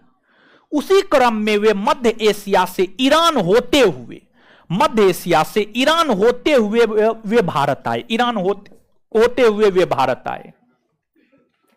अब ईरान होते हुए वे भारत आए हैं, ऐसा मैक्स मुलर क्यों कह रहे हैं? ऐसा मैक्स मुलर इसलिए कह रहे हैं क्योंकि जो वैदिक सभ्यता है, वैदिक सभ्यता के विषय में जानकारी का जो सबसे महत्वपूर्ण स्रोत है वह ऋग्वेद है। और ईरान का एक मूल ग्रंथ है, उसका नाम है जैंद अवेस्ता। ईरान का एक मूल ग्रंथ है, उसका नाम है जैंद अवेस्ता। जैंद अवेस्ता ईरान का एक मूल ग्रंथ है, उसका नाम है जैंद अवेस्ता। जो ईरान के मूल ग्रंथ जैंद अवेस्ता है और जो ऋग्वेद है, कुछ बातें दोनों में एक समान है, मतलब जो बात ऋग्वेद में वह जैंद अवेस्ता में भी है और जो बात जैंद अवेस्ता में है वह ऋग्वेद में भी है। तो कहीं ना कहीं यह चीज दर्शाता है कि जो आर्य लोग थे वे कहीं ना कहीं ईरान में रुके होंगे और ईरान से होकर भारत आए होंगे। इसलिए ऋग्वेद और जैंद अवेस्ता की बातों में समानता देखने को मिलती है। जैसे ऋग्वेद को जब आप पढ़ेंगे तो उसमें आपको भगवान इंद्र की चर्चा, मित्र की चर्चा, वरुण की चर्चा, नासत्य की चर्चा, ये चारों देवता की चर्चा मिलेगा ऋग्वेद में। और भी कई सारे देवताओं की चर्चा ऋग्वेद में मिलेगा, लेकिन जैंद अवेस्ता में भी इंद्र, मित्र, वरुण, नासत्य इन सभी की चर्चा है। मतलब ऋग्वेद में जो देवी देवता की चर्चा है वो देवी देवता की चर्चा जो है आपको जैंद अवेस्ता में भी है। ऋग्वेद में जो जिस बात की चर्चा है उसकी चर्चा जैंद अवेस्ता में भी है। मतलब ऋग्वेद और जैंद अवेस्ता में काफी ज्यादा समानता देखने को मिलता है। इसी आधार पर जो है, इसी आधार पर मैक्स मुलर यह बताते हैं कि जो आर्य लोग थे वो मध्य एशिया से ईरान होते हुए भारत आए थे, और पशुपालक थे, चारागाह की खोज में आए थे। तो पशुपालन, क्या शहरों में पशुपालन हो सकता है? पशुपालन कहां हो सकता है? गांव में, समझे, गांव में पशुपालन हो सकता है। तो इसलिए यह ग्रामीण सभ्यता थी। और मैक्स मुलर के अलावे बाल गंगाधर तिलक है। बाल गंगाधर तिलक ने द आर्कटिक होम सिद्धांत नामक एक पुस्तक लिखा है। द आर्कटिक होम सिद्धांत नामक पुस्तक के माध्यम से बाल गंगाधर तिलक ने यह बताया है कि आर्य उत्तरी ध्रुवीय क्षेत्र, और जो उत्तरी ध्रुवीय क्षेत्र है इसको आर्कटिक क्षेत्र कहते हैं। तो बाल गंगाधर तिलक ने यह कहा कि ये लोग उत्तरी ध्रुवीय क्षेत्र से आए थे, आर्कटिक क्षेत्र से भारत आए थे। फिर आपको स्वामी दयानंद सरस्वती है। स्वामी दयानंद सरस्वती ने कहा कि आर्य तिब्बत से आए थे। तिब्बत जो है चीन में पड़ता है। पहले तिब्बत पर चीन का अधिकार नहीं था। तिब्बत एक स्वतंत्र देश था, तिब्बत एक स्वतंत्र क्षेत्र था। तिब्बत पर चीन ने अधिकार कब किया? 1950 क्या बोली है? हाँ, इसका मतलब है आप शनिवार को क्लास किए थे। अच्छा, उस शनिवार को हम बताए हैं, शनिवार को बताए हैं, याद है? कहां बताए हैं बताइए तो, कहां पे? YouTube पे बताए हैं। YouTube का क्लास उस रोज कौन कौन किए थे? बहुत कम लोग किए थे। आप लोग को नहीं पता था ये बात? नहीं पता है? हे भगवान, बताए थे। आप लोग को तो कुछ नहीं पता रहता है, वो क्लास में नहीं बताए थे क्या? नहीं बताए थे? बताए थे, टेस्ट में बताए थे। अच्छा ठीक है, कोई बात नहीं है। देखिए सुनिए, बताते हैं आपको। जो है प्रत्येक शनिवार को रात में 9 बजे से संस्थान के YouTube चैनल पर यूपीएससी, बीपीएससी, राजस्थान, फिर जितना हिंदी भाषी पीसीएस एग्जाम हुआ है सबका पूछा हुआ क्वेश्चन प्रत्येक शनिवार को रात में 9 बजे से लेकर के हम आते हैं। बस एक ही क्लास हुआ है, समझिए, एक क्लास हुआ है, पिछले शनिवार को हुआ है, बीता हुआ शनिवार, कल नहीं परसों, बीता हुआ परसों हुआ है। और फिर ये जो आने वाला शनिवार है, आने वाले शनिवार के दिन भी जो है ये क्लास आपको YouTube पे लगेगा रात को 9 बजे से। और जो दरोगा है, दरोगा कुछ पूछा हुआ क्वेश्चन कुछ पूछता है स्टेट पीसीएस के, जैसे विशेष तौर पर उत्तर प्रदेश पीसीएस का, राजस्थान पीसीएस का, मध्य प्रदेश, यानी देखिए उसका जो उद्देश्य है हम आपको बता रहे हैं। मूल तौर पर दरोगा में कुछ क्वेश्चन जो है मैक्सिमम विद्यार्थी नहीं बनाता, मैक्सिमम की 99.9% विद्यार्थी कुछ क्वेश्चन नहीं बना करके आता है, समझ गए?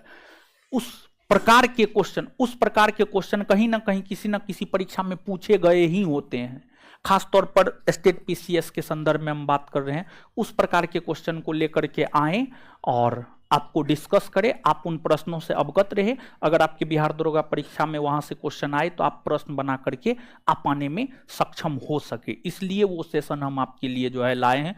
विशेष तौर पर कोई भी सेशन काहे लाया जाता है, हम तो विशेष तौर पर अपने विद्यार्थियों के फायदा को ध्यान में रखते हुए कुछ भी लाते हैं, तो आप ही के फायदा को ध्यान में रखते हुए ये सेशन लाए हैं। तो प्रत्येक शनिवार को आप निश्चित तौर पर क्लास कीजिए, समझ गए? उसमें 25, 50, 100 क्वेश्चन तक, हम पिछले में तो 25 क्वेश्चन डिस्कस करवाए थे, लेकिन धीरे धीरे जो है क्वेश्चन की संख्या को बढ़ाते जाएंगे। सारा क्वेश्चन पूछा हुआ ही आएगा, समझ गए? पीडीएफ टेलीग्राम पे डाल दिए थे, ठीक है, टेलीग्राम पे डाला हुआ है, समझे? चलिए, तो अब इसके हैं मैथ भी चालू हो रहा है, जल्दी मैथ चालू कर रहे हैं। मैथ का समय ये नहीं पता चल रहा है कौन समय में। अच्छा एक बात बताइए, रात में 10 बजे से क्लास दे मैथ का, रात में 10 से 11:30 लाइव क्लास, लाइव क्लास, रात में 10 से 11:30 लाइव क्लास एप्लीकेशन पर, रात में 10 से 11:30 लाइव क्लास, 1 से 1.5 घंटा का क्लास, समझ गए क्या? यानी रात में लास्ट क्लास 10 से 11:30 आप अपना कर लीजिएगा, आराम से सो जाइएगा। क्या क्या विचार? आप लोग पक्ष में हैं? कौन कौन लोग पक्ष में हैं? चलिए ठीक है, चलिए अब आगे आइएगा, अब आगे सुनिएगा। इसके बाद जो है आपको एक विद्वान थे गाइल्स ने यह कहा कि जो आर्य थे वे हंगरी के रहने वाले थे। फिर एक विद्वान थे पेनका ने कहा कि जर्मनी के रहने वाले थे। फिर एक विद्वान थे अविनाश चंद्र दास ने यह कहा कि आर्य सप्त सैंधव क्षेत्र के रहने वाले थे। जो आर्य थे वे सप्त सैंधव क्षेत्र के रहने वाले थे, सप्त सैंधव क्षेत्र। अब सप्त सैंधव क्षेत्र किसे कहा जाता है? अगर हम भारत के मानचित्र के संदर्भ में देखें तो जो सिंधु और उसकी जो सहायक नदी राबी, झेलम, चेनाब, ब्यास, सतलज, सरस्वती, सिंधु तथा उसकी सहायक नदियों का जो क्षेत्र था, मतलब ये वाला जो एरिया था, इसी को सप्त सैंधव क्षेत्र कहा जाता है। सिंधु और उसकी सहायक नदियों का क्षेत्र, सिंधु और उसकी सहायक नदियों का क्षेत्र ही सप्त सिंधव क्षेत्र कहलाता है। अविनाश चंद्र दास जो कि भारतीय विद्वान थे, उन्होंने आर्यों के निवास स्थल को लेकर यह कहा कि आर्य सप्त सिंधव क्षेत्र के रहने वाले थे। लेकिन ध्यान रहे कि अविनाश चंद्र दास के इस बात को पुष्टि ऋग्वेद भी करता है। ऋग्वेद को जब आप पढ़ेंगे तो ऋग्वेद भी इस बात का जिक्र करता है कि आर्य सप्त सिंधव क्षेत्र के ही रहने वाले थे, आर्य सप्त सिंधव क्षेत्र के ही रहने वाले थे। लेकिन जो भारत का इतिहास है, भारत का इतिहास किसने लिखा है आपको पता है? भारत का इतिहास औपनिवेशिक काल में अंग्रेजों के द्वारा लिखा गया। जब भारत के ऊपर अंग्रेजों का शासन था, उसी समय अंग्रेजों ने भारत के इतिहास को लिखा है। तो अंग्रेजों ने अपने तरीका से तोड़ मरोड़ कर भारत के इतिहास को लिखा है। स्वाभाविक सी बात है कि अंग्रेज जब भारत के इतिहास को लिखेंगे तो वे अपना पल्ला न भारी रखेंगे, भारतीयों को तो नीचे करके न दिखाएंगे। अगर मान लिया जाए कि अंग्रेज भारतीयों को अपने बराबर या अपने से ऊपर दिखाएंगे तो फिर भारतीय अंग्रेजों का महत्व थोड़े देंगे, नहीं देंगे। समझ गए? तो तोड़ मरोड़ करके पेश किया गया है। खैर छोड़िए। तो मैक्स मुलर ने जो बात कही है कि मध्य एशिया के रहने वाले थे, उसी बात को मान करके जो है हम लोगों को चलना होगा। समझ गए? तो ये चीज है, इससे आगे हम लोग अगले क्लास में देखेंगे। अब आते हैं होमवर्क सब की बात करते हैं।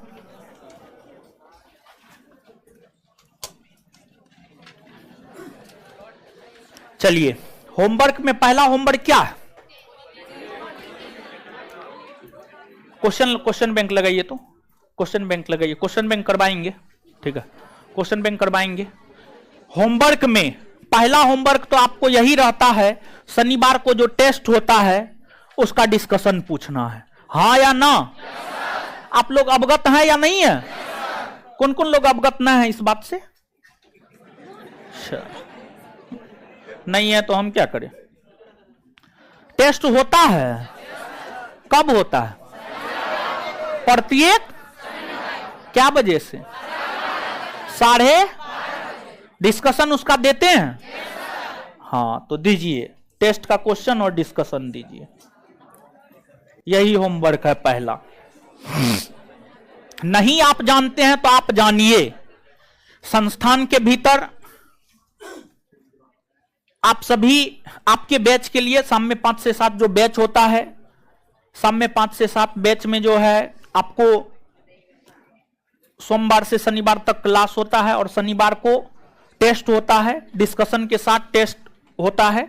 डिस्कशन का पीडीएफ कॉपी हम आपको उपलब्ध करवाते हैं। जो ऑनलाइन है उन लोगों को तो ऑनलाइन अवेलेबल करवा देते हैं। एप्लीकेशन के पीडीएफ सेक्शन में जाकर के आप देखिएगा तो आपको मिल जाएगा। और जो लोग ऑफलाइन पढ़ते हैं उनको तो हार्ड कॉपी ही दिया जाता है। तो वही टेस्ट का क्वेश्चन और डिस्कशन है। तो जो है ये होमवर्क में रहता है। अब पूछ रहे हैं, जवाब दीजिए। नहीं भी जवाब दीजिएगा तो कोई बात नहीं है। बताइए, खड़ा होइए।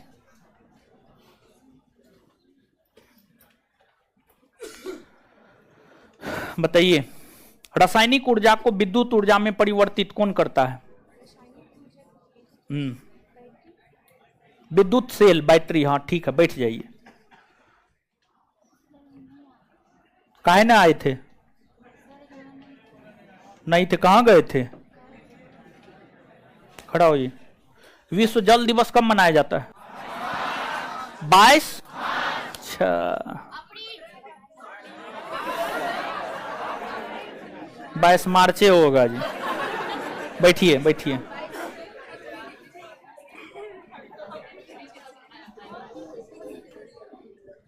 बाईसवें विधि आयोग के अध्यक्ष हैं? नहीं आए थे? हाँ, तो नहीं आए थे तो जीवन में इसे ये नहीं आते रहिएगा। खड़ा होइए। कौन कौन लड़की नहीं आई थी जी टेस्ट में? हाथ खड़ा कीजिए तो। खड़ा हो जाइए, खड़ा हो जाइए, थोड़ा सा खड़ा हो जाइए, खड़ा हो जाइए, जल्दी खड़ा होइए।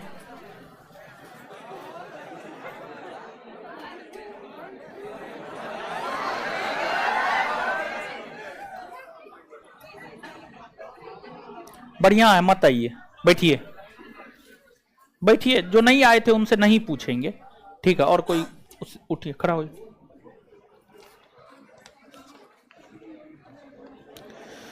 प्रियरी घास का मैदान कहां है? बताइए, क्या आप लोग को पढ़ाएं? बताइए ना, क्या पढ़ाएं? बोलिए ना, क्या पढ़ाएं? क्या पढ़ाएं? पढ़ाएं क्या? यानी जो बोलते हैं, जो देते हैं, वो करबे नहीं करते हैं। बैठ जाइए, चलिए खड़ा होइए टोपी वाले। हाँ, अमृतसर की संधि कब हुई थी? बैठ जाइए, बैठ जाइए। क्या स्थिति है? चलिए पीछे वाले खड़ा हो जाइए, जस्ट पीछे वाले खड़ा होइए।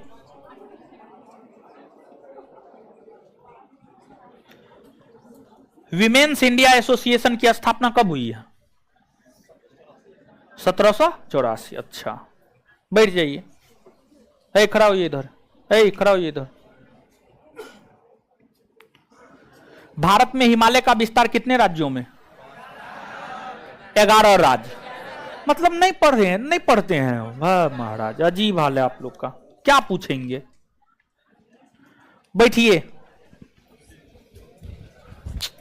किसका है?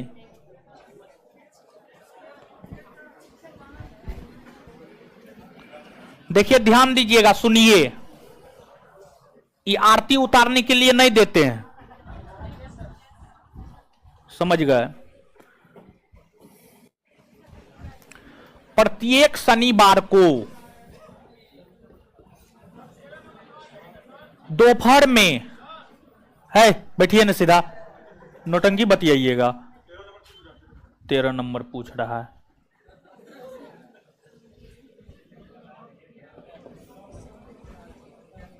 साढ़े 12 से 1:30 के बीच में ऑफलाइन टेस्ट होता है।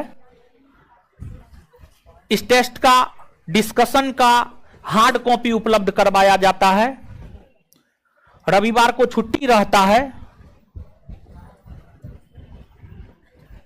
रविवार को इसको याद करना है, और सोमवार को आपके बैच में मेरा क्लास होता है। सोमवार को हम ये पूछेंगे। क्या ये बात हम आपको पहले नहीं बोले हुए?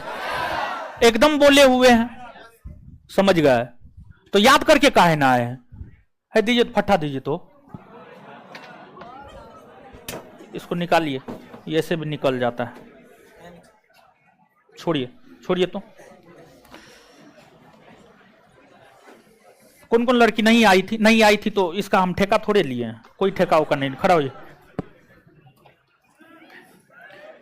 चित्रांगदा किसकी रचना है? लीजिए लीजिए लीजिए लीजिए लीजिए, रविन्द्रनाथ टैगोर की रचना है, ठीक है? खड़ा होइए, खड़ा होइए, आप ही खड़ा होइए। अरे हमको नहीं पता है उतना, उतना पता रहता तो। कैसीटेराइट किसका अयस्क है? लीजिए, टीन का अयस्क है। किसका अयस्क है? टीन। खड़ा हो जाइए, खड़ा होइए, जल्दी खड़ा होइए, जल्दी खड़ा होइए, जल्दी। सापेक्षता का नियम किसने दिया है? तत्वों के नाभिक की खोज किसने की है? रदरफोर्ड ने। बैठ जाइए, खड़ा होइए।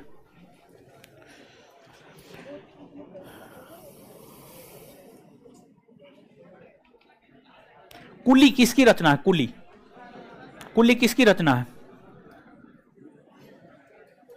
आरबीसी का मृत्यु स्थल कहां है? कबूतर में कितने गुणसूत्र होते हैं? 42 जोड़ा। 80 गो होता है, 80 गो होता है। खड़ा हो जाइए, खड़ा हो जाइए, जल्दी खड़ा होइए। प्रथम आंग्ल सिख युद्ध कब हुआ है? लीजिए लीजिए, हाँ जल्दी बोलिए ना। प्रथम आंग्ल सिख युद्ध कब हुआ है? 45-46। बैठ जाइए, चलिए खड़ा हो जाइए। डॉन कहां के घास का मैदान? डॉन कहां के घास के मैदान को डॉन कहा जाता है?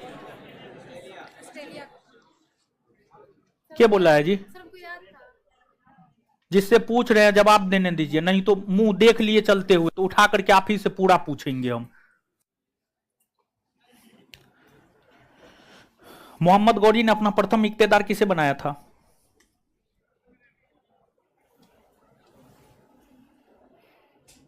लीजिए लीजिए, याद है तो बोलिए ना, याद है, खड़ा हो जाइए।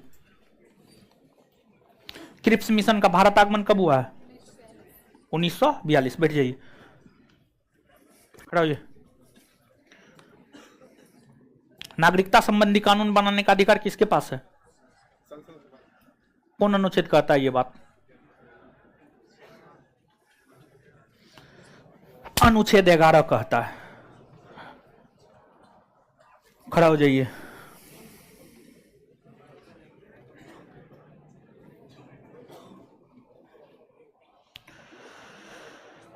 एक उच्च न्यायालय से दूसरे उच्च न्यायालय में न्यायाधीशों के स्थानांतरण का विवरण कौन अनुच्छेद में है?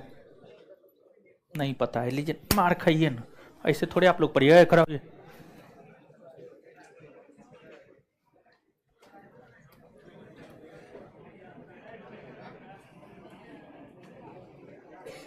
राष्ट्रपति को क्षमादान का अधिकार कौन अनुच्छेद देता है? राष्ट्रपति को क्षमादान का अधिकार कौन अनुच्छेद देता है? बैठ जाइए, खड़ा हो जाइए।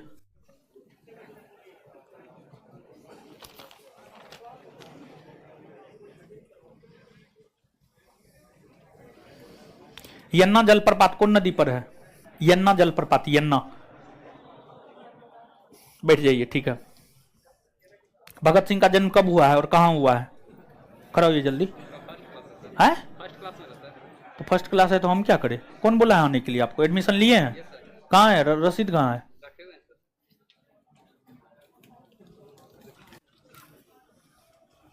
आज क्या तारीख है जी? 6 तारीख को आप एडमिशन लिए, ठीक है। बैठिए, खड़ा होइए। बोलिए, आज दूसरा क्लास है। कितना क्लास है आज?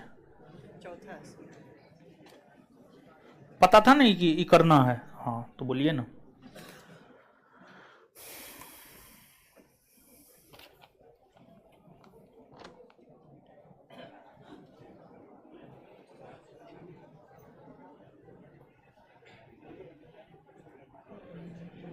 दूरदृष्टि दोष के क्या क्या कारण हैं?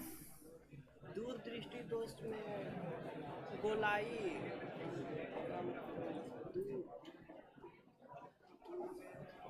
गोलाई बढ़ जाता है, कम हो जाता है, फोकस दूरी बढ़ जाती है। आँख के आगे। बैठिए बैठिए बैठिए बैठिए, गलती बोल रहे थे, ऐसा मत समझिएगा कि छोड़ दिए हैं तो आप सही बोल रहे थे।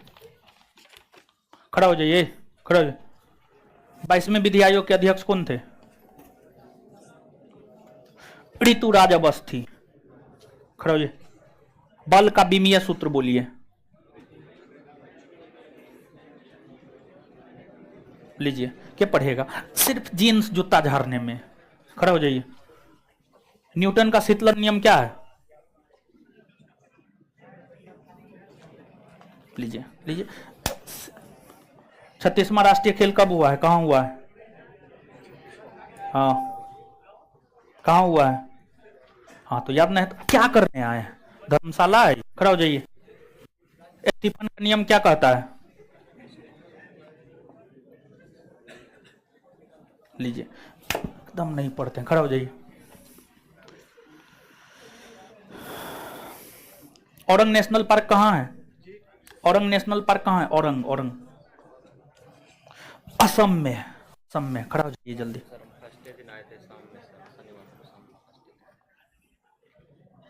रसीद कहाँ?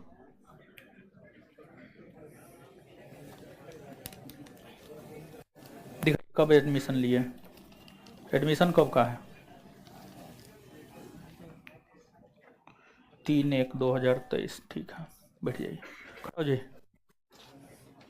लामितिये 9 2022 युद्धाभ्यास किस दो देश के बीच हुआ है? भारत और सेशेल्स। समझ गया?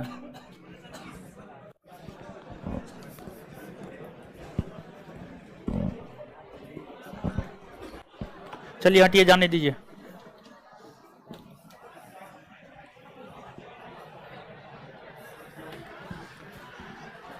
किसका है, लीजिए।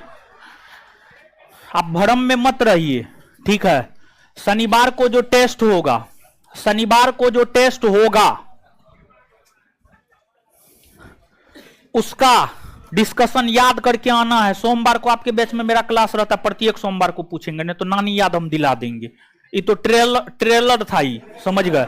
सिनेमा अगले सोमवार को हम दिखाते हैं आप लोग को।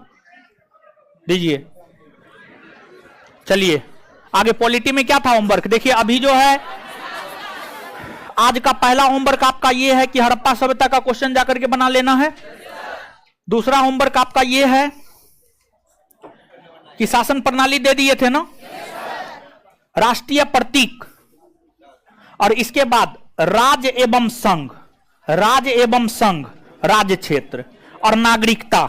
10, 11, 12 तीनों का क्वेश्चन याद करके आना है, बुधवार को पूछेंगे। 10, 11, 12 देखिए, इससे होमवर्क देते हैं। ई वाला देख लीजिए, किताब देख लीजिए, ठीक है, बढ़िया से देख लीजिए, आगे पीछे सब। पॉलिटी का होमवर्क दे रहे हैं।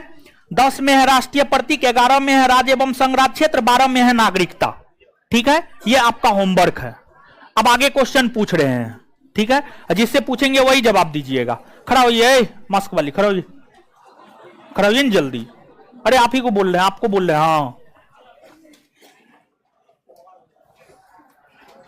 पढ़े हैं हाँ या ना? होमवर्क बोलिए ना, हाँ या ना? हाँ हाँ। तब खड़ा होने में इतना दिक्कत काहे हो रहा था? सर्वप्रथम संसदात्मक सरकार किस देश में आरंभ की गई? Great Britain. बैठ जाइए, है खड़ा होइए। हाँ, आगे वाली बैठिए। वो लड़का को बोल रहे हैं खड़ा होने के लिए। कौन सा राज्य का सबसे महत्वपूर्ण तत्व है? ध्वज, राजधानी, शासनाध्यक्ष, संप्रभुता। संप्रभुता। बैठ जाइए, उधर है पिलर के पास खड़ा होइए। अरे खड़ा होइए, नहीं इधर। हाँ, भारत में संसदीय प्रणाली की सरकार है क्योंकि, क्यों भारत में संसदीय प्रणाली की सरकार है? क्योंकि ऑप्शन, मंत्रिपरिषद लोकसभा के प्रति उत्तरदायी है। ऑप्शन बी, लोकसभा जनता द्वारा प्रत्यक्ष रूप से निर्वाचित होती है। ऑप्शन सी, राज्यसभा को भंग नहीं किया जा सकता है। ऑप्शन डी, संसद संविधान का संशोधन कर सकती है। ए होगा, ए होगा। ऑप्शन इधर उधर करके हम बोले हैं, समझ गए? तो क्या पड़ेगा, मुंह निकाल रहे हैं, ठीक है। खड़ा रहिए आप।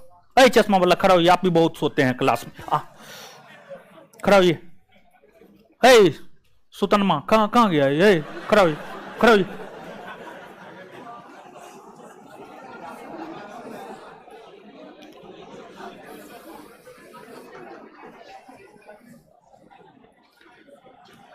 केंद्र सरकार आपसे है। हाँ, है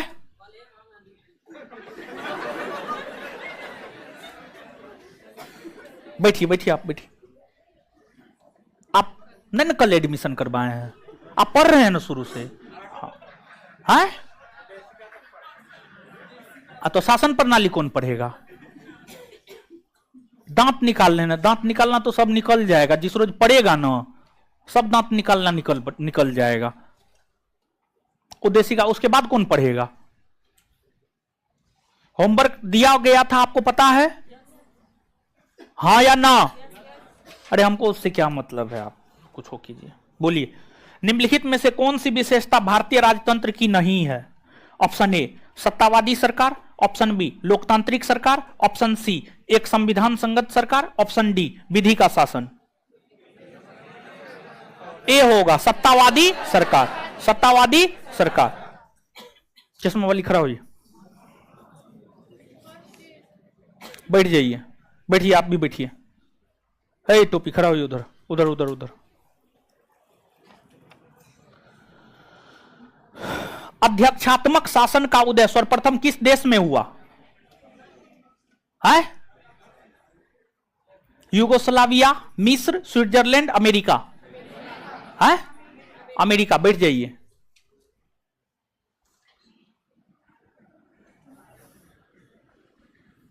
उधर है मास्क, उधर खड़ा होइए, खड़ा होइए उधर पिलर के पास। अरे पिलर टोपी खड़ा होइए ना। हाँ, केंद्र सरकार और राज्य सरकार को प्राधिकार प्राप्त होता है कहां से? भारत के संविधान से। कहां से? भारत के। है उधर चश्मा वाली खड़ा हुई, तो आप कहां बोले? अच्छा, राज्य हर जगह है, यह अंतराल शायद ही कोई छोड़ता है। यह वक्तव्य किस धारणा की व्याख्या करता है? आपको बैठने के लिए बोले हैं, खड़ा होइए। अरे आपको नहीं बोल रहे हैं।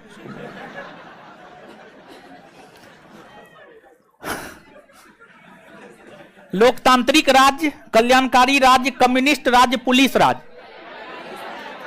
कल्याणकारी राज्य, पुलिस राज्य बोल रही है। बकलोल सब।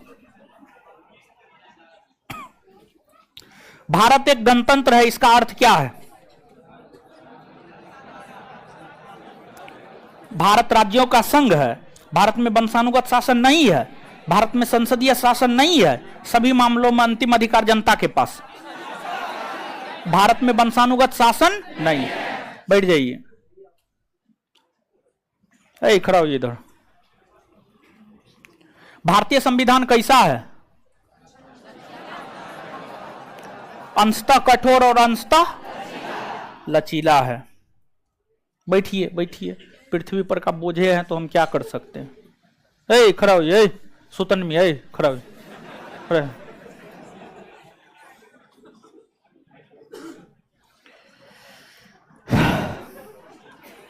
भारत में दल विहीन प्रजातंत्र किसने प्रस्तावित किया था? नहीं पढ़े हैं तो क्या क्या करने आते हैं? क्या क्या है यहाँ पे? मिठाई मिलता है कि? बैठ जाइए।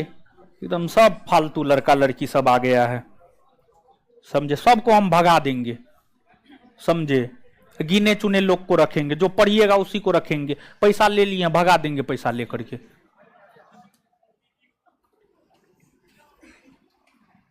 पढ़ा लिखा कीजिए, समझ गए? नहीं तो हम सही में टेस्ट उस्ट ले करके टेस्ट में एक क्राइटेरिया दे देंगे कि इतना मार्क से कम आया, समझ गए?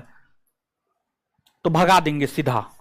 आपका क्लास टेस्ट होगा बहुत जल्दी, और उसमें हाँ पढ़ाया हुआ चीज, ठीक है। उसमें अगर 80% से कम मार्क आया, क्लास से भगा देंगे बस, ठीक है। बहुत जल्दी क्लास टेस्ट होगा, 10 दिन के भीतर आपका क्लास टेस्ट होगा। सब फालतू यानी जितना बैड एलिमेंट है सबको क्लास से हम बाहर करने जा रहे हैं, समझ गए? आप लोग ऐसे नहीं मानिएगा, बैठिए, समझे? होमवर्क सुन लिए है ना? हाँ चलिए, धन्यवाद। इससे आगे अगले क्लास में मिलते हैं। निकल जाइए आराम से। अब पढ़ा लिखा कीजिए, जो होमवर्क दिया गया होमवर्क कीजिए, समझ गए?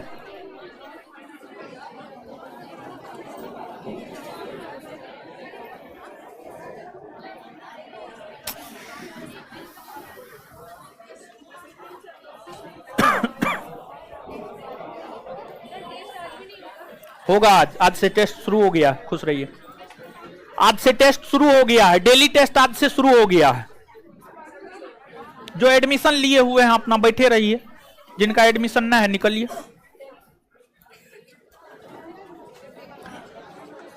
ऑनलाइन वाले लोग, आप लोग भी अनुशासन बना करके पढ़िए, जो होमवर्क दिया जाता है उसको कीजिए।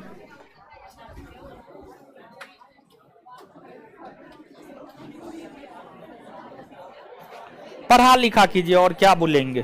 कुछ नहीं बोलेंगे।